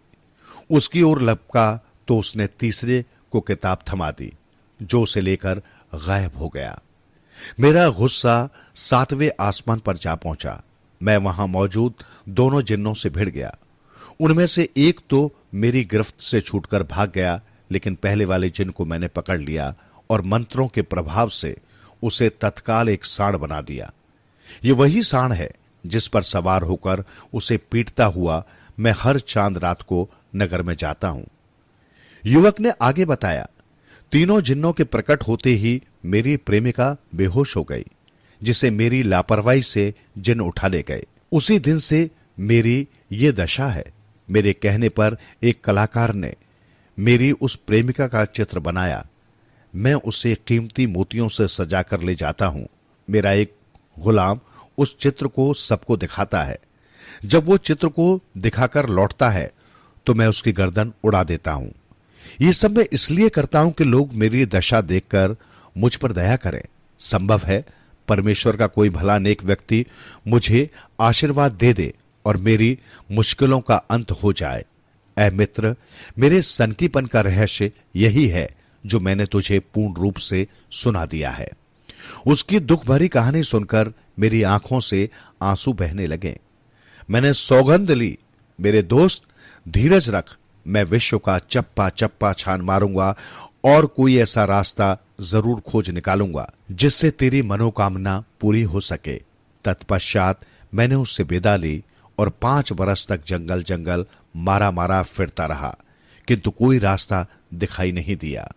अंत में मैंने यही विचार किया कि किसी पहाड़ी से कूदकर अपने जीवन का अंत कर लूं। यही सोचकर मैं एक पहाड़ी पर चढ़ गया और नीचे गहरी खाई में कूदने ही वाला था कि एक खुदाई फरिश्ते ने मुझे पकड़कर पीछे खींच लिया और बोला, अरे मूर्ख, व्यर्थ में अपनी जान क्यों देता है? थोड़े ही समय में सफलता तेरे कदम चूमेगी। तू रोम चला जा, वहां तेरी भेंट 3 दूसरे दरवेशों से होगी। वहां के सुल्तान से भी तेरी भेंट होगी। उसी समय तेरी मनोकामना भी पूरी हो जाएगी। इतनी कहानी सुनाकर दूसरे दरवेश ने अपने अन्य साथियों की ओर देखा और बोला, तो ये है मेरी दास्तां। इस प्रकार मैं यहां आ गया हूं और तुम लोगों से भेंट हो गई है। तब तक भोर का उजाला फूटने लगा था। एक दरवेश ने पूरब की ओर आसमान की तरफ देखते हुए कहा, लो, हम लोग तो अपनी अपनी दास्तान सुनाने में ऐसे खोए कि वक्त का ध्यान भी न रहा। दास्तान सुनने सुनाने में ही सारी रात गुजर गई। आंखों में नींद भर रही है, क्यों न थोड़ी देर के लिए नींद की झपकियां ले ली जाए। बाकी दरवेशों को उसका विचार पसंद आया। उन्होंने लंबे पैर कर लिए और करवटें बदलकर सो गए। दरवेशों के सो जाने के बाद राजा आजाद बख्त अपने छिपने के स्थान से बाहर निकला और अपने महल की ओर चल पड़ा। उसने 2 दरवेशों द्वारा सुनाई हुई दास्तानों को अक्षरांश सुन लिया था। महल में पहुंचकर उसने सबसे पहले तो स्नान किया और फिर नमाज पढ़ी। फिर अपनी गद्दी पर आकर बैठ गया। उसने अपना मंत्री बुलवाया और उससे कहा, तुम इसी समय कब्रिस्तान में चले जाओ। वहां तुम्हें 4 दरवेश सोते हुए मिलेंगे, उन्हें मेरे पास लेवा लाओ। आदेश के अनुसार मंत्री कब्रिस्तान में पहुंचा और वहां जाकर दरवेशों को शाही फरमान सुनाया तो वे घबरा गए और साथ चलने में आनाकानी करने लगे। लेकिन जब मंत्री ने उनसे ये कहा कि राजा ने तुम लोगों के सिर्फ दर्शन करने के लिए बुलवाया है, वो तुम्हें कोई हानि नहीं पहुंचाएंगे, तो वे साथ चल पड़े। महल में लाकर मंत्री ने उन्हें स्नान कराया, उन्हें अच्छे कपड़े पहनने को दिए और उन्हें भोजन कराया। फिर वो उन्हें लेकर राज दरबार में पहुंच गया। राजा आजाद बख्त उनसे प्रेम पूर्वक मिला और उन्हें सम्मान पूर्वक अपने निकट एक दीवान पर बैठाया। फिर राजा ने उनसे कहा, ऐ नेक इंसानों, पिछली रात जब तुम अपनी अपनी दास्तानें एक दूसरे को सुना रहे थे तो उस समय मैं भी वहां मौजूद था। मैं अंधेरे में एक स्थान पर छिपकर खड़ा हुआ था। मैंने वहां तुम में से 2 दरवेशों की दास्तानें सुनी थी। मेरी इच्छा है कि बाकी के 2 दरवेशों की दास्तान भी सुनूं। कृपया मुझे अपनी अपनी दास्तानें सुनाओ, क्योंकि मैं उन्हें सुनने के लिए बहुत बेचैन हूं। और हां, जो कुछ भी बताना हो संकोच छोड़कर बताना। ये विचार मन में मत लाना कि इस जगह इस राज्य का राजा बैठा है, तो मुझे अपना ही एक साथी समझना। ये भी कि अब से तुम शाही मेहमान हो। चारों दरवेशों ने एक दूसरे की ओर देखा, जैसे उन्हें राजा की बात का यकीन न हुआ हो। राजा ने उनका हौसला बढ़ाने के लिए स्वयं ही बात आगे बढ़ाई। उसने कहा, ए दरवेशों, शायद तुम्हारे मन में अब भी ये कश्मकश चल रही है कि मुझे अपनी दास्तानें सुनाए या नहीं। ठीक है, मेरे पास भी तुम्हें सुनाने के लिए एक दास्तान है। पहले मेरी दास्तान सुन लो।